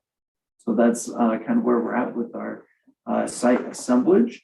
In the packet, there was also concept plan. We're calling them 30%. They're not true 30% yet, but a concept plan that indicates the location of the parking garage, also the concept for exactly how that garage would function, where you would come in, how many levels, how many cars, et cetera. And then the mobility hub component to the west. Happy to take any questions after the rest of the presentation. All right, so I was thinking on the finance section, what I do is kind of tee it up, and then Troy and Lorraine, if you guys have anything to add, I think that'd be good. And Troy, of course, talking about the pro forma. Sure. We have been working really hard on the financing for the parking structure, and this is going back 2 years now as well. When we first started talking about this during COVID, there was that group of business owners that came to the city to discuss creating that parking structure and potentially funding it through a SID. And that's kind of what kicked this process off. We've been working with HDR to kind of come up with some preliminary estimates for the cost for this. In my staff report, you see the cost for the total project that we kind of prefer right now is 13.2 million. And the parking structure is in that 7.3 to $8.4 million range. We know that there is some, potential for those costs to go up, but we built a 35% contingency into those costs. So right now that's holding pretty true. We'll see what happens in the finance world next year, but I think that those numbers are, as we move forward, seem to be relatively stable. So for now, I think those are good working numbers. I have just in my staff report run through some of the funding opportunities that we've looked at, and I just kind of want to briefly mention them just so that we have a conversation about them. The first is the special improvement district that I mentioned that the downtown property and business owners petitioned the city to form. That happened in November of 2021. And basically all that happened was we created that district. There's been no assessment or project created for an assessment. And basically the process looks like there needs to be an ordinance to define a project, which would be the parking structure. And then once that ordinance is created, it kind of lays out the requirements for the project. Then the city could potentially create an assessment after that to contribute to the project. We haven't taken either of those steps yet because we have been really working hard to not have a special improvement district if possible. Our original thoughts were that this would raise a maximum of $2 million. We haven't completely taken this idea off the table, even though we're optimistic that we can. Just from a kind of a sense of prudency, we want to make sure that as we move into the financing phase, that we maintain the tools that we need to get that financing. But right now, I'd say, and if you guys disagree with me, I think we're cautiously optimistic that we can move forward without the SID. That's largely because of the parking enterprise fund that you guys created earlier this year. That parking enterprise fund is a special kind of account for monies that come into the city. And basically what that means is that fund is run as a business. It tracks its expenses and revenues, and those revenues have to be used for very specific activities. And like I said in my staff report, they're segregated from other government work that the Idaho Springs engages in. We have built a model for parking revenue, and I've been working on this for about 18 months now to design this model that can forecast how our parking is used in the city. I'm relatively confident it's working now because in the last 2 months, I've estimated revenue within $2,000 of what actually happened in transactions in that same range, which is pretty good. I also have some additional data now from CDOT that we can incorporate into the model. But when you look at monthly trends, what we're predicting based on transaction data from the parking is similar to what we see on I-70. So I think that we know pretty well like what our seasonal trends for transactions looks like right now. And because of that, Troy's been able to build a pro forma based on that revenue model that shows that we should be able to fund this project with that revenue source. So that's what we've been working on largely. In my staff report, I talk a little bit about the pro forma. I'll let Troy kind of take the lead on that. But basically what we've shown is that we can get anywhere from like 1.8 to 2 times debt coverage with revenue that we generate from the parking. And I just want to stop you right there because this is huge. I mean, I was looking at 1.9 times the debt coverage, which is, I think, extraordinarily conservative. And it will allow us to build a fund over that 20-year period of debt repayment, which can be used for the management of parking facilities and O&M and all those things. So that's why it's such a cool, and from a financing perspective, it makes us look really attractive because it shows that this enterprise is not as risky as some other ones might And I be. want to touch on one other reason why I think that this is ultra conservative. CDOT admits there are ongoing maintenance costs. And it would only make sense that Idaho Springs would provide that service for some additional income. That's not in this equation. We have not looked at employers, for example, and their employees utilizing the parking lot. We've never charged anything, and of course, we have ongoing, it costs us money to repave, to restripe, to even sweep, pick up the big gulp cups, so I'm saying that. Wow, snow. Right, well, no, thank you, Scott. So I'm saying that, it would probably be a gift if someone were to say, pay $50 per employee to have a space all month. And we know we have about 110 employees. I'm saying we've never gone to the well on that. We have a $6.3 million commitment from CDOT, and we have talked to them about the ongoing maintenance. They admit that is an ongoing expense for the transportation hub, and they're willing to talk to us about that. But that is not in this equation. So we're just going very, very conservative here with the 1.9 debt coverage. The thing with the SID too, there's alternate funding ways that we could run that SID than we've looked at. Now that we know we have a little bit more flexibility, we can look at. And to your point, one of those options could be to create an employee parking program that's not free. And that could be something that maybe businesses find more palatable than what we had talked about previously, because it's a choice. It's not necessarily like you have to do this thing. But for the city, it may mean that we can't rely on that revenue source quite as strongly as we could if it's like a pure assessment. But that's why in the pro forma, you'll see that line item there is that SID could potentially be something we need. And so until we're sure that we can get rid of it, we just haven't taken that line item out, and it doesn't have any money in it currently. The other thing I wanted to mention to you is that to make this financing look right, we needed to have the conversation with you about bringing parking management in-house. I will tell you from my personal experience, this is something I've wanted to do for a while because I want to control the customer experience in the parking facilities 100%. And right now I can't. I want to know that I'm giving people a good experience. And we've talked about this previously. That's one benefit. The other benefit is it's twice the revenue right off the bat. We know that I think we're pretty confident in predicting that once the parking is completely built out and everything is working, with the transaction data we see and the CDOT data we see, which we know is pretty stable since 2015, we're going to probably gross $1.3 million. Based on my conversations with Chief on what it would cost to bring this in-house and what we think our initial staffing requirements would be, we're going to see less than half of that in program administration. The rest of it can go into parking debt service, and that'll be the first thing that we use for that for. As we move forward, that revenue source was dedicated to both parking and to downtown improvements. So in a time when we actually are starting to generate a fund balance, if we had just had this project support meeting, that money would be possibly available to help with that restoration project because it's in the downtown, and we can use it as our kind of like our facade improvement program we did in 2018 and 2019. Where we were helping businesses improve their facades, buy new windows, that kind of thing. That might be something we can do downtown to kind of help out, to your point, with some of these things that our community assets need. So I just wanted to mention that is the reason that or one of the big reasons we want to bring the parking in-house. The other thing I wanted to talk about is this RAISE grant opportunity. And RAISE grants are really kind of it's one of the very biggest federal grants that are available at the local level. And essentially what we would have to do is apply for $25 million to be serious in the grant application. The crazy thing about it is that we likely will be able to match that grant at least 40%, if not higher, because of the work that's happening in our corridor right now. And because we're listed in CDOT's strategic plan for this mobility hub. It's a major state initiative to make sure that there is attractive, affordable, and consistent mass transit along I-70. So that we can make sure that employees can get up and down to Denver and up and down here and up to here as well.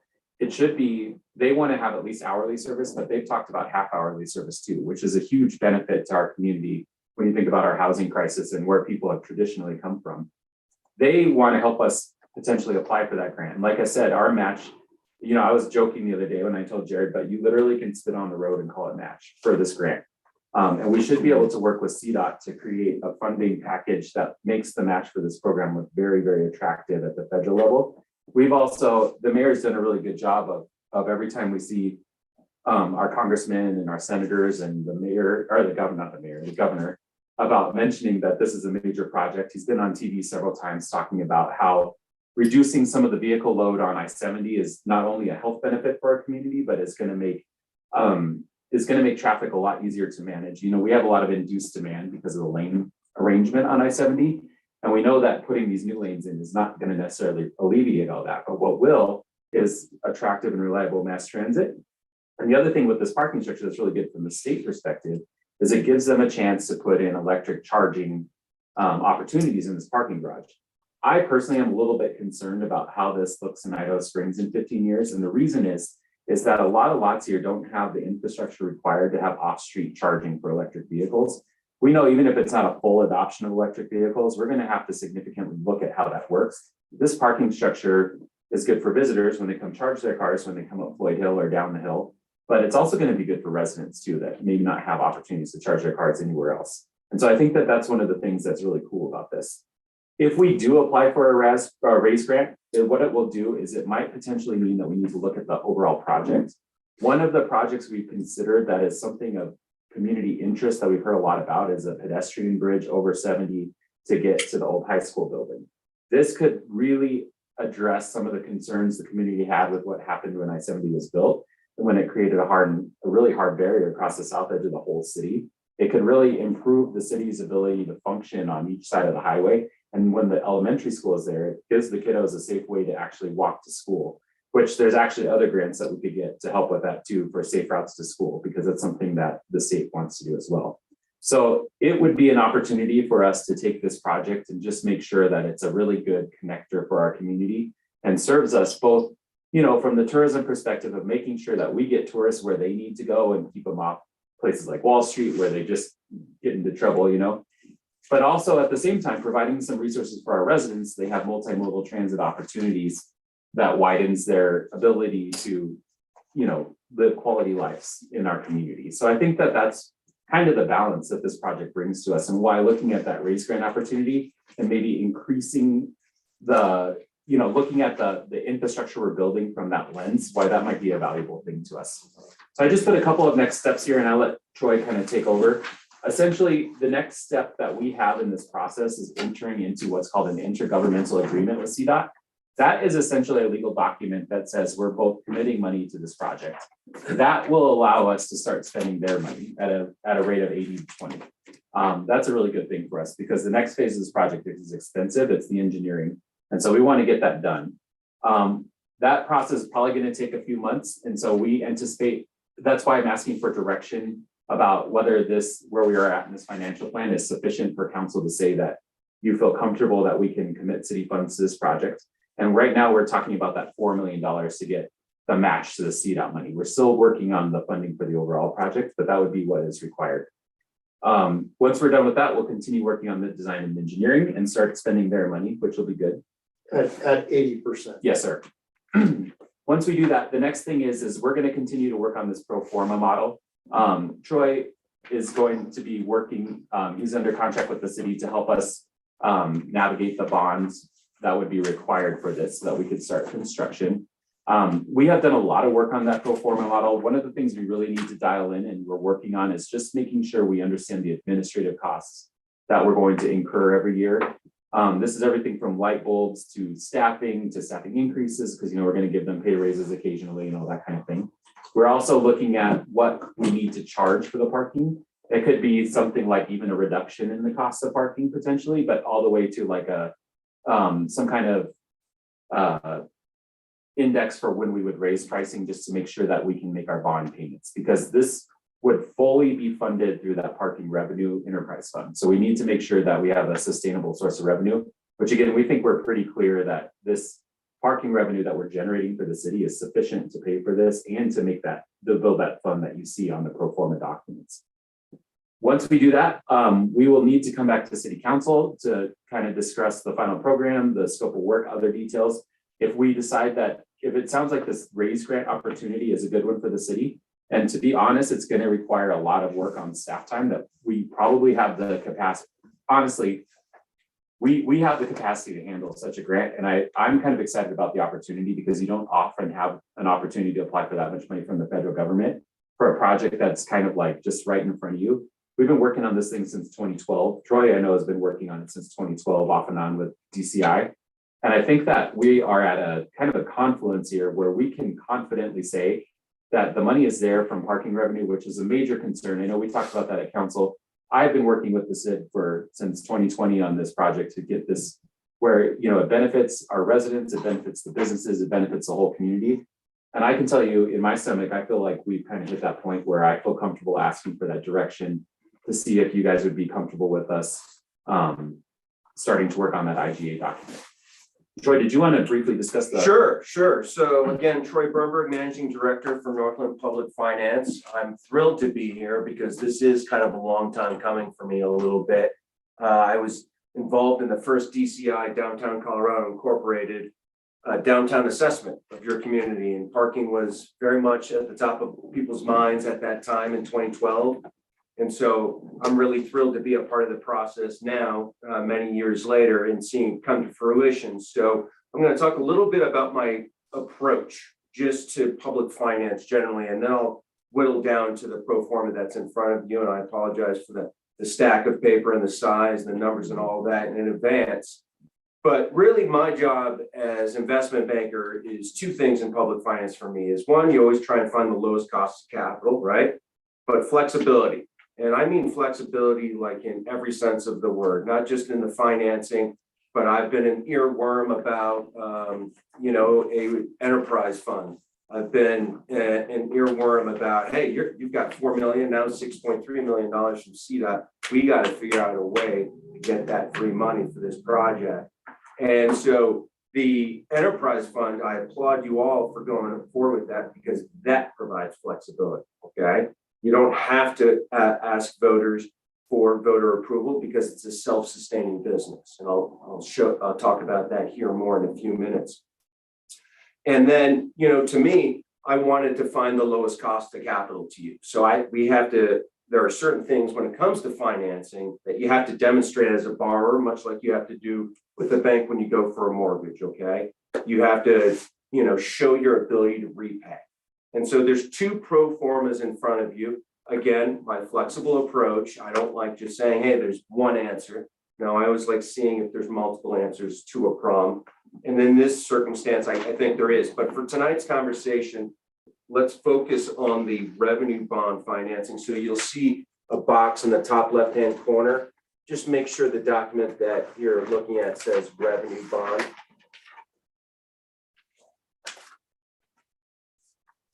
Okay, and so we just want to look at the first page. So again, the enterprise fund is flexible. We've got two financing options. That's flexible.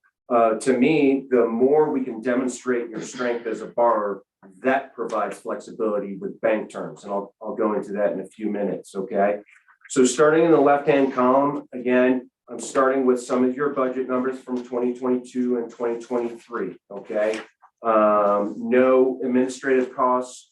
Those are going to be filled in the coming weeks, particularly for 2023, if there are any that I need to narrow out.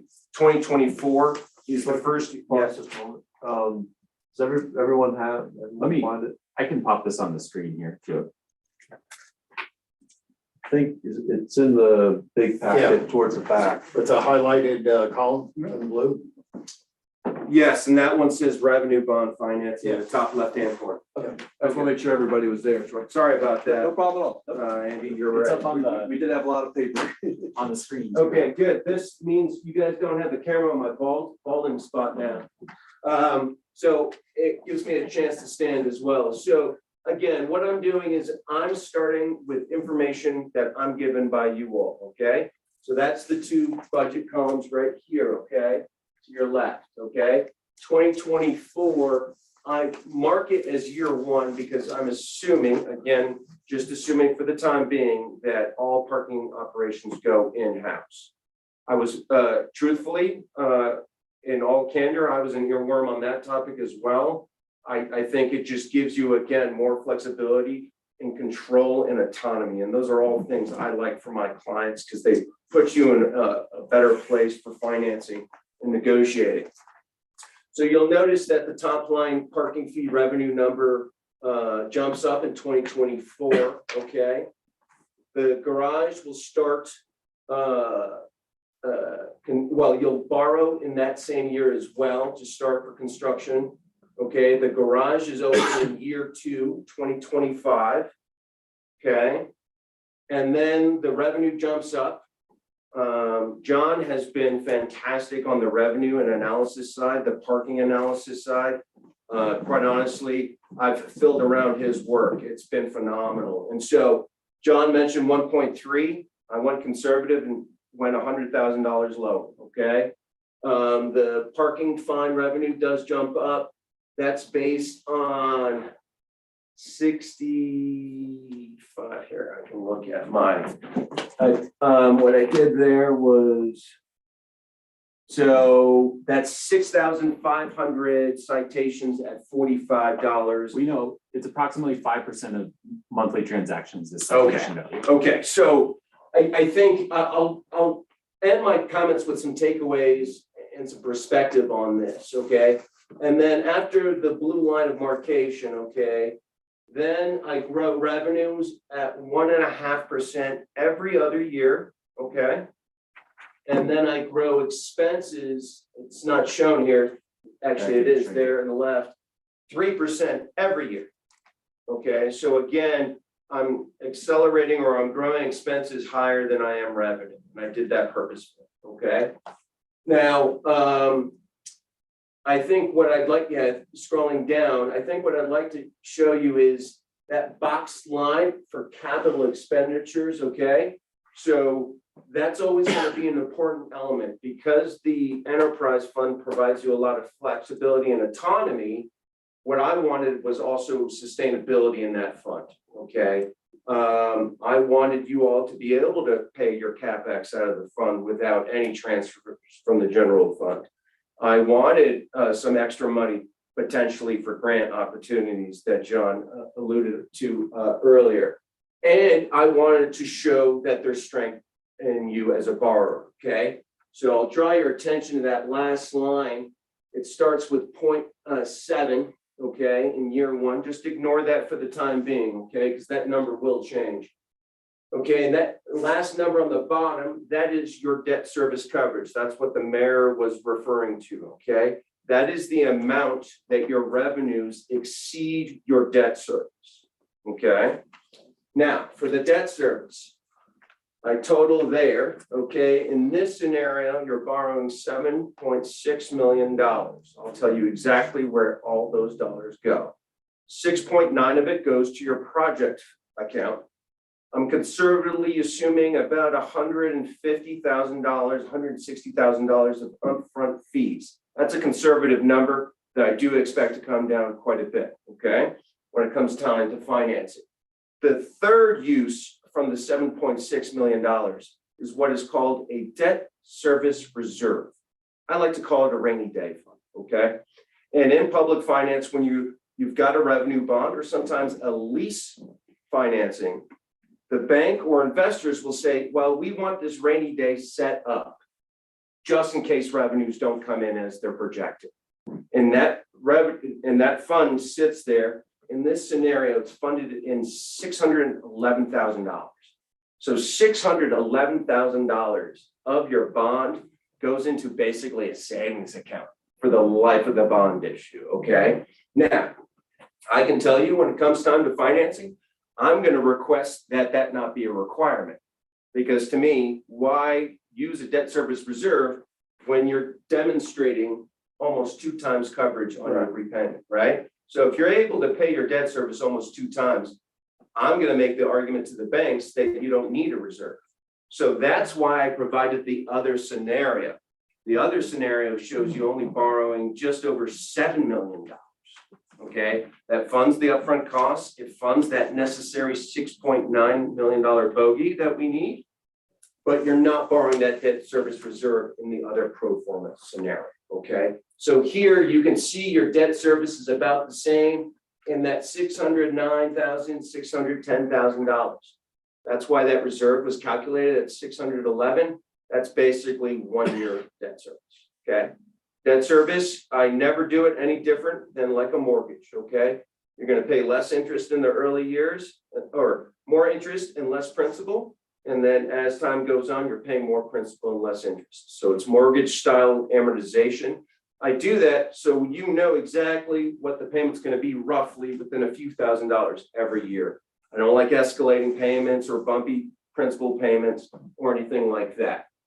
Okay, and so I think what I'll draw your attention to now is the beginning fund balance and ending fund balance, okay? So anything that's really important to an enterprise is sustainability because it's its own government-run business. So you can't just willy-nilly transfer money from your general fund because you could actually hurt the Tabor enterprise status of the fund. So it was important for me to prove sustainability.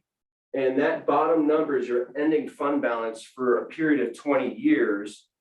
And my numbers show to the left, you're something at like $12 million. Now, I think the important thing to really take away from this is these aren't fun.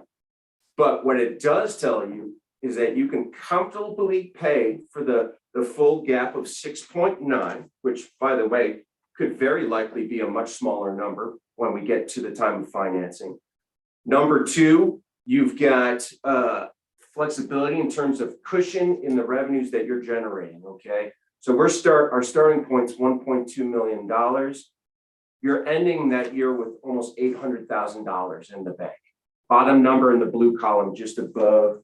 So right there, you've got almost $900,000 in that fund balance year one. So that's capital expenditure, striping, snow plowing, etc. Again, if you ever want to change the pricing structure, meaning the parking fees, I think this model allows you to do that. So what is the good news and the big takeaway is not only does this work with the biggest gap right now, and we're going to be searching for grant money, but you've got money for sustainability of operations, you've got money for capital, and you've got money for grant matching. So to me, even if these numbers fluctuate a little bit, if you go down as low as 1.5 times coverage, that's okay. That's okay. I think that's kind of a threshold for where banks are right now is 1.5 times coverage instead of 1.9. But the higher we can demonstrate that number, the better terms you're going to get. A lower financing rate. I'd like to get you guys a draw feature. So let's say, we do end up borrowing 6.9, and then over a 12-month or 18-month draw period, you've only drawn 5 million. That's all you're going to borrow. So those are the kind of features that you get with the bank financing that I'm exploring, because again, flexibility in terms, right? Rates are going bonkers. Let's not worry about interest rates right now. I'm assuming 5% for the financing. That was recently compared to an RFP that I did for another client. And we're still a ways away from borrowing money anytime soon. So to me, right now, 5% is okay. I don't really see rates. I think in the short term will go up and perhaps to an uncomfortable position. But we're, according to our last conversation, upwards to 12 months away at least from borrowing. So to me, you've got runway, you've got cushion, you've got flexibility, and those are the great takeaways from here. Because to me, right now, I think you would get excellent borrowing terms if we needed to borrow today. You've got money for your CapEx and for your grant matching and all the great things that you can do with this enterprise fund. So I'm personally very excited. Maybe you're hearing it. I love numbers, but I also love it when I'm not delivering bad news. I like it when I'm delivering good news under conservative assumptions. John's right. There aren't a lot of holes left in this pro forma right now. I think John's going to integrate to extent the CDOT data that he sent me today, which is great data, by the way. And so I think his numbers are great. I wouldn't be up here presenting them otherwise. And so the other model, like Lorraine pointed out, I completely forgot to grow the fine revenue, the parking fine revenue in the other model. But I think what that demonstrates is you're not relying on that revenue source really at all for payment of debt. And I think that's a good thing because fines can be kind of inconsistent in terms of their activity. And you don't want to be reliant on something that's inconsistent for the payment of debt. The other thing is if we improve we're right at, we've almost been at 5% of transactions since the beginning of the parking. And if we improve that, it means that we're improving our occupancy rates, which means overall more revenue to the city. Right. So we actually will make more money if we're not getting citations than if we do. Although we still need to maintain, some rules about the parking, but ultimately we want to get compliance with the other part of the program. Right. And so my goal, and I'll finish my comments with this, is we're in a place where we're not borrowing 7. We're borrowing much less than that because I do think there's a lot of free money out there. It's very competitive, but at least we're going after it. And I do think we're going to get some of it. So I am hopeful that the borrowing amount won't be as high as this. And right now, the pricing structure that you guys have got, you've got a real sustainable enterprise fund that can provide a lot of community benefit.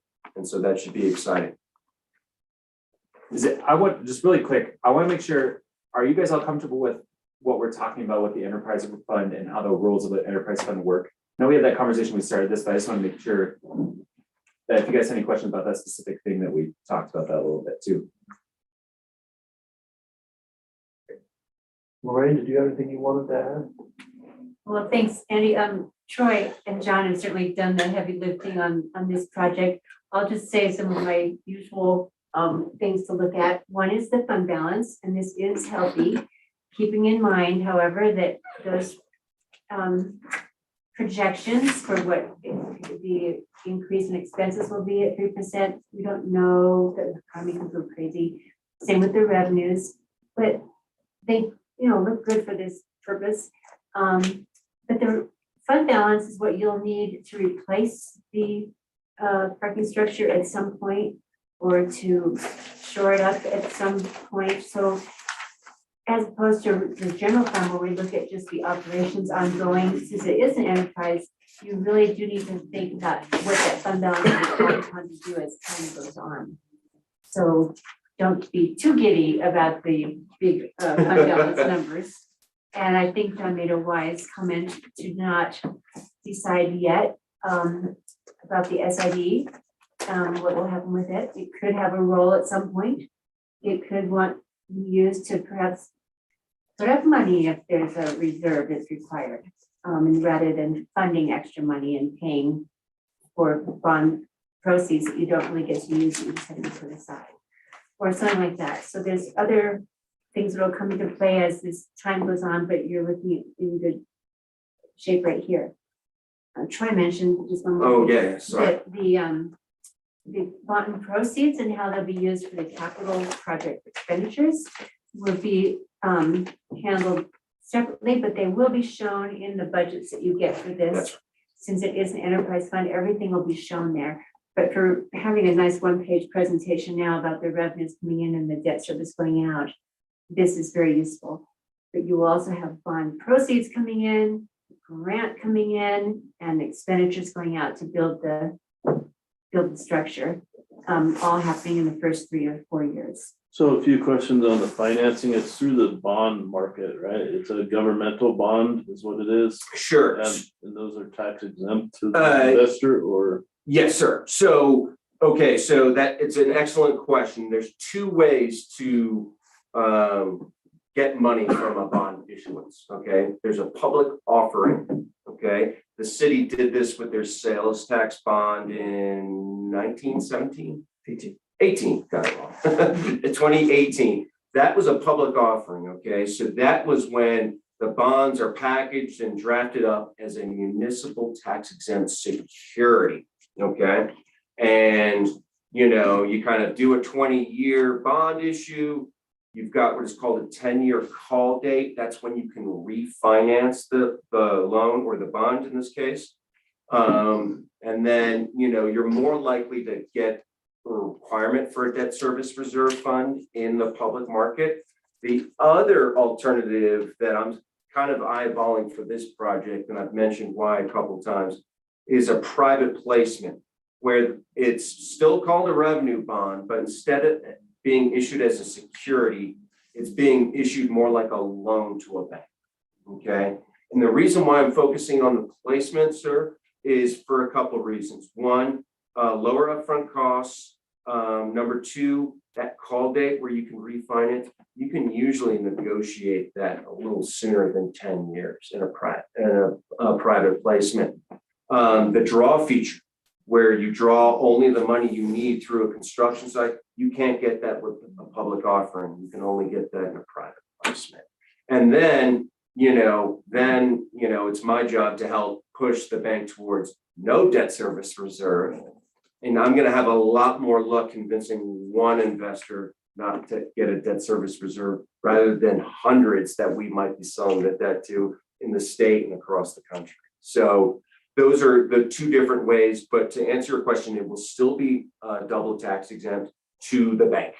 And that's what they care about. So there will be a legal opinion drafted by the bond attorney, just like there was in 2018. But in this case, it'll be a private. And that'll be driven by what the bond market is doing at the time from a year from now, or not necessarily directly tied to interest rates, but bonds are somewhat following interest rates. Yes. So another really astute observation. So this year has been a really tough year to issue municipal bonds. It's been actually one of the worst years for the entire asset class. I saw something from the Wall Street Journal that said the 10-year Treasury has had its worst year since 1777 or something insane like that. Meaning if you held the bond on January 1st, that same 10-year Treasury bond is worth, its value has gone down 70%. So it's been a terrible year in the bond market.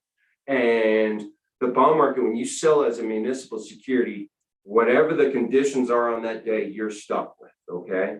And now the banks, when they price these private placements, yeah, they're tracking the bond market, but they're also using slightly different tools to price these loans. And what we found as an investment banking house this year, where our clients were getting better terms with private placements than they were in the public bond market, because there was a little lag. Like the banks weren't pricing on a day-to-day basis. They were using different instruments to price their loans, and we were getting very fair terms. So you're right.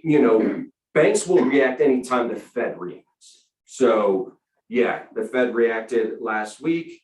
All bank lending rates go up 75 basis points. So those changes we can't avoid, but those really permeate throughout the economy. So you're right. I kind of like the private placement because it's not quite subject to those daily moves. So I wanted to add a comment based to tail off Lorraine's comments that, this is going to be something that's going to eventually be your tool to use, this pro forma. I like doing that for my clients where it's nothing hugely scientific and complicated, but Lorraine mentioned a few different factors that are absolutely going to change even in a few months in terms of ending fund balance, in terms of, insurance costs are going up, health benefit costs are going up. So this model will allow you guys to track those movements and adjust going forward on an ongoing basis. So it's going to be a management tool for you ongoing, because otherwise, to me, I don't think giving you a static document today is very useful in the long run. I'd like to give you a tool that you can use going forward. All right.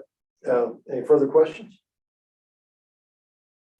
So I was just gonna say, if nobody has any questions, what we were really looking for direction on is the ability to start working with CDOT on that IGA. So that was the end result we were hoping to get from our conversation tonight.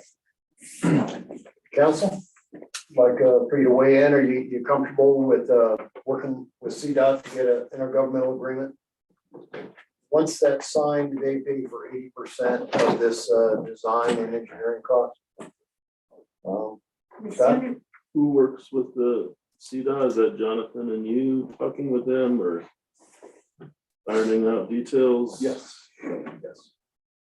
We actually have a meeting tomorrow with CDOT. We'll talk I mean, about you've it. been in contact with them the whole way. I mean, it's just a matter of just, And they're ready dotting for the us to i's, sign the crossing IGA. t's. Yep, the only thing that's held us back from signing the IGA is just making sure that we had our financial plan solid and that council's comfortable with it. If that's the case, then we'll work to bring back a draft IGA and another work session for council review. And then if we're good with the terms of that, then we can sign the IGA and we can start working with CDOT to get this project underway. And I think CDOT has been very responsive. I mean, they have just recently gone from $4.4 million commitment to a $6.3 million commitment. So they bumped it up $1.9 million recently to try to make this happen. One thing I'll say on the parking that Jonathan alludes to a little bit is we take the phone calls.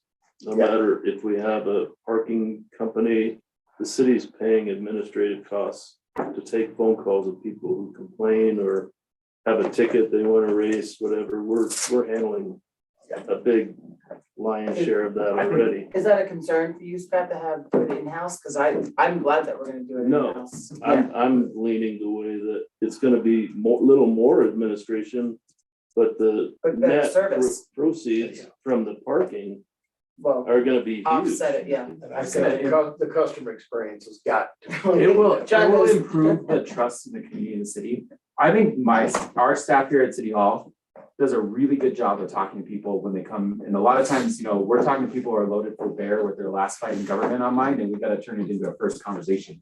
And they do a great job every single day of doing that. I want to bring that to the whole experience, because I think right now, what we have is a company that does a pretty good job, but they're used to doing baseball games, and there's a difference between what a baseball game is in a city. But we can control that experience better. And I think that if we do that, we've seen, they've done to be fair, they have brought the conflicts down that originally existed, but we can fill in those gaps, I think, a little better than they can. You plan on using the same parking system as in the parking lot as you on the streets? Possibly. What we would do, I guess that's a little bit of negotiation that we could have. We've talked about two ways, because we could put gates on it potentially and do something like that. So a gate would be controlled access to the parking structure, but we could also manage it through whatever system. And Chief and I have been looking at Passport Mobile, which is we don't use it here in Idaho Springs, but it's another big vendor. And we were thinking we might do an RFP for technology management, so we don't have to do the programming of the computers and all that stuff. We just manage the people doing the work. But Passport can also, they do, like, one of the case studies that works really well for Passport in this kind of, that would be similar to what we're doing, is the parking structure at Metro State, which is down by Pepsi Center. So that is used by students during the day, but it's allowed to be used for like Avs games at night and things like that. And they are able to manage that through their backend system, which I think would be beneficial to us, because we can do the same thing with permits essentially.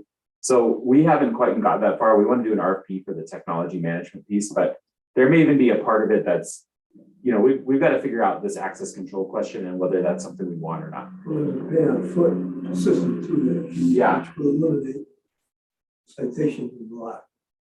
Parking lot. And will increase your revenue and decrease your expenses as far as trying to collect on fines. Okay. I would Thought. anything to get rid of those citations. I'd rather have that money up front than have to go through. With paper, I don't know about the system, with paper, they take a ticket, they go to Just the like the machine before they leave, put it in when they leave, so they've already. Like the paid it. airport, right, Art? Is that what you're kind of? I don't know, I always park in private companies at the airports. Gotcha. But it's like when you park at the actual airport, Well, you take a do- ticket and then when you pay for however long you stay. Yeah, but that's when you pay at the booth, right? With a person, that's when you don't pay. There's a machine that you pay in the machine, it validates your ticket, you go to the gate, put it in there, go. There's no person involved.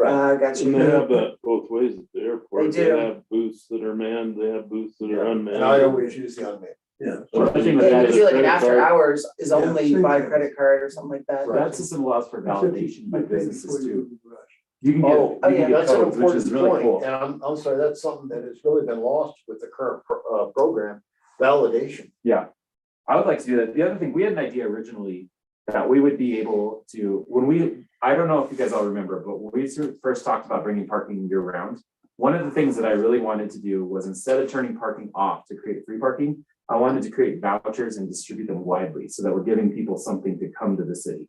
So instead of just saying we have free parking, we say, here's a free parking pass to come see us. And I think that from a marketing perspective, we could call that marketing, first of all. But A, we're not giving away anything, and B, we're creating a little tiny piece of goodwill by giving somebody a free parking day. I think that the system that you're discussing would allow us to more easily accommodate that, because our current system, you have to pay in advance. There's no opportunity to create that free parking experience. So I would really like to look at that a little bit further. I think that'd be a really good thing. And that's easier for the parking person too, to see if they got that ticket on the dash or whatever. I think, right? Because you're just looking to. They don't have to see everything pulled, they don't have, you don't have to verify anything as far as how they got in and how they get out, unless they got through the gate, professor at State College did that several times. That's a different story, but it's, you eliminate having to chase people for fines. And I don't know how costly that is, we never had to do it, but just a thought. Well, and I think fines are not a good reflection on Right. people coming Just back. make them pay what they use. I mean, Right. you get a fine, you're not gonna wanna come back to the town, maybe. I don't know, That's some I of those mean, people. that has not proved to be true, although I know I've heard that several times. I've not noticed a decrease in. Well, maybe it's. We At the actually, moment, they think they're not coming we get a lot of Right. people who pay their fines right away. A good percentage of people do take care of them. I end up talking, I mean, Wonder does too, but we talk to a lot of people who are angry. I typically take the ones who are really loaded for bear. And usually I can figure out what happened. If it's a mistake, a lot of times we do forgive mistakes. We're not here to like punish people. That's not what we want to be. And so a lot of times, like I'll tell you an example. I had a guy who didn't have a handicap placard, but he was disabled vet. And he parked and he was trying to park over here where he's supposed to. He parked not quite right. And he got the ticket and we worked with him and just, if he had a handicap placard, he would have been legal. He just didn't quite understand the rule of how the thing works. So we just got rid of it. And I told him next time you come, parking's on me. I do that quite often because that's a really easy way to diffuse it and it doesn't cost us $1. So I'll just say next time you come see me at City Hall. And I will tell you, we have had a lot of people take advantage of that and come tell me, they love to, everybody wants to come get really great deals on used outdoor gear here. Like that's like one really big thing. And they'll come do that and they'll tell me about it and show me what they got. And so we bring them to City Hall and we show them around because then you get that chance to like make them love Idaho Springs. And if it's a visitor, oftentimes they're just a little bit happier. So I think So honestly. you didn't make them pay a Yeah. $50 parking fee, but they come back 100 Right, we get that times next instead. visit and $100 on the next trip or whatever. Yeah. Well, and the nice thing is you have the flexibility with an enterprise fund to set policy around that. So, that's kind of in your control if it's all in-house. And again, that's why I've been kind of an earworm on that particular topic, because again, I'm just looking from your perspective. I want you to have more control and autonomy over your operations. And, reading between the tea leaves here, to me, I think you guys could probably guarantee a more friendly user experience. No question. And you're cutting down on the fines. No one really wants to rely on fine revenue. We don't want to be those people. So to me, if you can manage that and manage it effectively, it'll be better for the bottom line too of the fund. Gross revenue from fines is likely about $500,000 a year if we got everything. So I think we're way under on the forecast of what that is. But that just tells you how much we can improve the occupancy of the parking lots and really make it work better. So that efficiency is going to pay off relatively large too in terms of overall revenue. So. All right, any more questions? Well, I want to thank everybody. We went really long. In fact, I think this is the longest work session that I've ever been involved with. We've got one more topic. Oh, we do have One more topic. Sorry. So, but just to bring a close to this item, we will bring back in draft form an IGA with CDOT for council's consideration. That'll be the next step in our process. We just wanted to give you an update on Thank you, holiday Council. plans. Thank you so much, Troy and Lorraine. Thanks for being patient. Of course, That was a long of course. But actually some interesting topics, I think, as you heard. No, very interesting. I loved what that woman is doing with subsidized housing. My mom lives in subsidized housing, so she touched my heartstrings. Yeah. All right, last up, holiday plans. Yes, John? So Mayor and Council, I just want to tell you a little bit about our traditional Christmas tree lighting event. Mayor, I haven't asked you, but will you typically have the mayor read night before Christmas? Well, I was planning. Okay, so we got a big book for that. That's gonna be great. Well, it's my version. Yeah, I like that. No. I'll read the tradition. We're gonna purchase a new theatrical tree lighting switch and probably have a Carlson kiddo light the tree this year. That is gonna look great with lights on it. I think at nighttime with lights, that thing's gonna just shine. So that'll be good. That Saturday is what's called Small Business Saturday, and the Chamber of Commerce has traditionally done some events downtown. We'd like to close 16th Street to accommodate that. We have a small budget, the community promotion budget, and that has a line item for funding for this. I think it's $1,500. And so typically what that does is it pays for a visit from Santa, who is coming this year, and I have it on good authority bringing reindeer with him this time. So that'll be pretty cool. He'll be downtown during the day, and then he'll be available for kids to take pictures and play with the reindeer and all that kind of thing. We had a possibility to bring something called Snowzilla to Idaho Springs. And what Snowzilla is a 3-story toboggan hill that's inflatable that grown-ups and kids can ride. And so we were working with the rec center to see if we could potentially put it downtown. Not 100% sure that we can make it work this year, but it's something that I think harkens back to the best days of Gold Rush and Dynamite days and that kind of thing about Idaho Springs. We'd love to do something, the chamber would, when I say we, I mean the chamber. Would love to do something like that in the future to really build up the events we have. And this is one that's really oriented towards our community. So spending dollars on that, on something like that would be a really good thing for us, I think.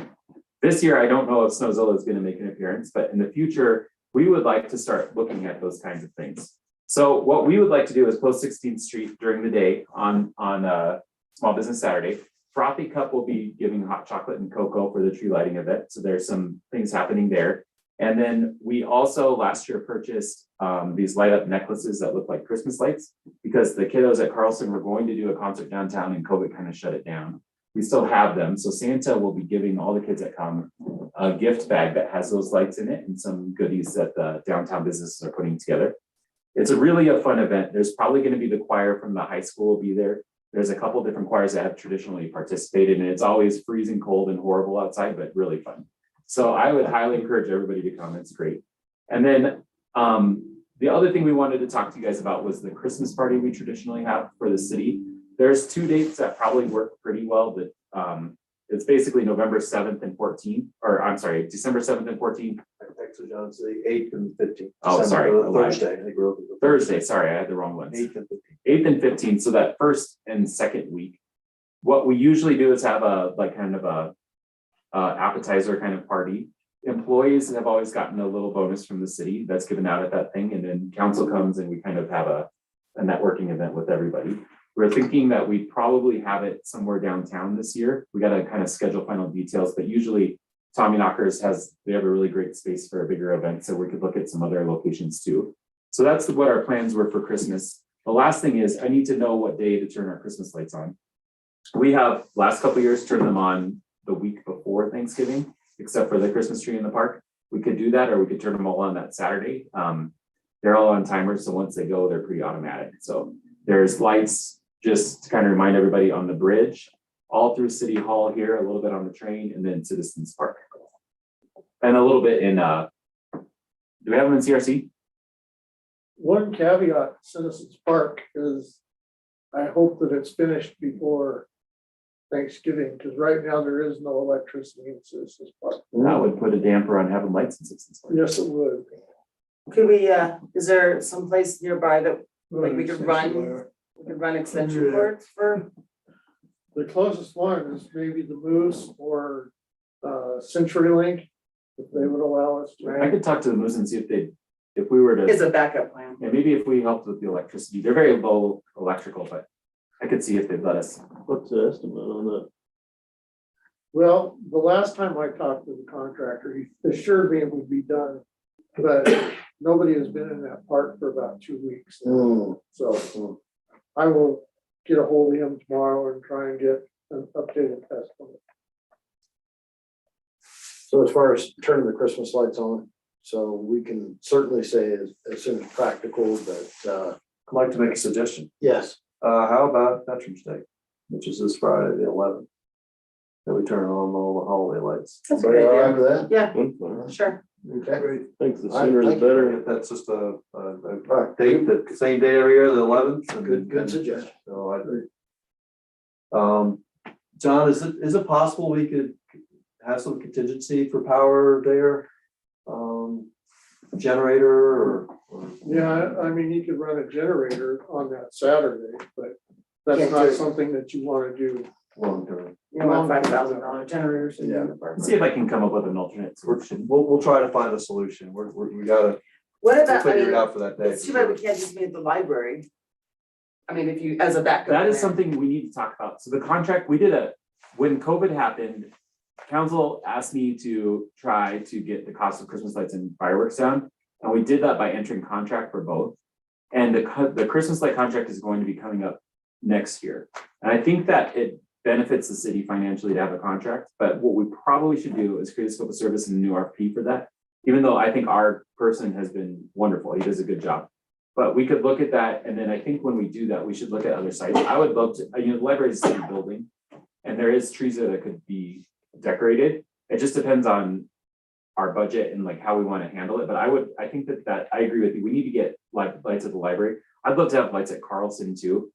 Just it finishes that side of That it and it lets you corner. know that there's lights. Mhm. And that's the entry to the city. in a Yeah. way, And it's so it's a good gateway right there. Yeah, Yeah. Carlson would be a great place for a Christmas tree as well, but the kids use that front, Yep. that front I playground. thought about potentially, one thing we could do next year, and I didn't put this in the budget, but we all know, we hope the Christmas tree pulls through, but it is just not the greatest condition right now. And that tree, it's sad, because that tree is beautiful and it's been here for a Has long been. time. Yeah, But we could potentially get an LED Christmas tree, which is, they have these it's getting a little fancy, but they have these programmable Christmas trees that go on a I've seen them, they're flagpole. fun. And then you can put like lights and different kind of show things. Like the little shows and it goes Yeah. with music, yeah. We probably could put something like that at the library where you could gather around it too. So the Who's house would be nice to light Well, up too. me and Andy were just talking about, we should get that tower from behind the West Host House and put it in Citizens Park and just put as many lights on as possible so you can see it from space. You can fire off the, Remember, we're still a dark sky. that's true. But I probably don't want to see it. Well, we'll cross our fingers. Tasteful. I'd like to think that we're a dark If sky. the tree pulls through, Yeah. I don't know. I'm always optimistic. John knows I hate that tree is dead. I'm like, I'm sorry, it's just not coming back from that. Well, it's gonna be a good celebration this year. Yeah, it's it's had a good run. We could have a 12th night party with it this year, potentially. But we cut it down and burn it 12 times. No, I You don't know know, what that is. the guy across the street from me, he has about a 18-foot pine tree that lost every single solitary needle turned brown and fell off and it was dead. And I'll be darned. It If it can't, didn't come, yeah, roaring back. I don't know, is it gonna come Never back seen before it. next year? Like, Well, I mean, I know, it's kind of sad. It is. Like, yeah. if you look at it at night, it's The totally tree fine. guy thinks it'll live, but I don't He's a know. very optimistic It person. was so beautiful last Christmas. It It was. didn't have that problem. Maybe it will, but if it doesn't, we'll have to come up with a solution. Well, I mean, it didn't start out that tall. It did grow over the course of the 15 years that I've been on council. It is. It wasn't, we always thought it was kind of a diminutive Yeah. tree at the time, so we could get a new tree. It's whatever's in that ground, guys. I mean, things don't live forever on ground that hasn't been refertilized. So it's just the nature of that spot.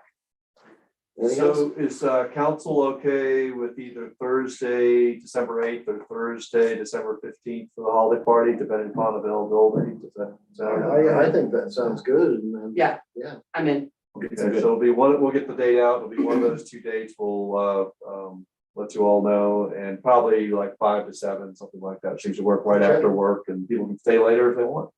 Absolutely. All right, sounds good. I want to thank everybody. We'll call it quits at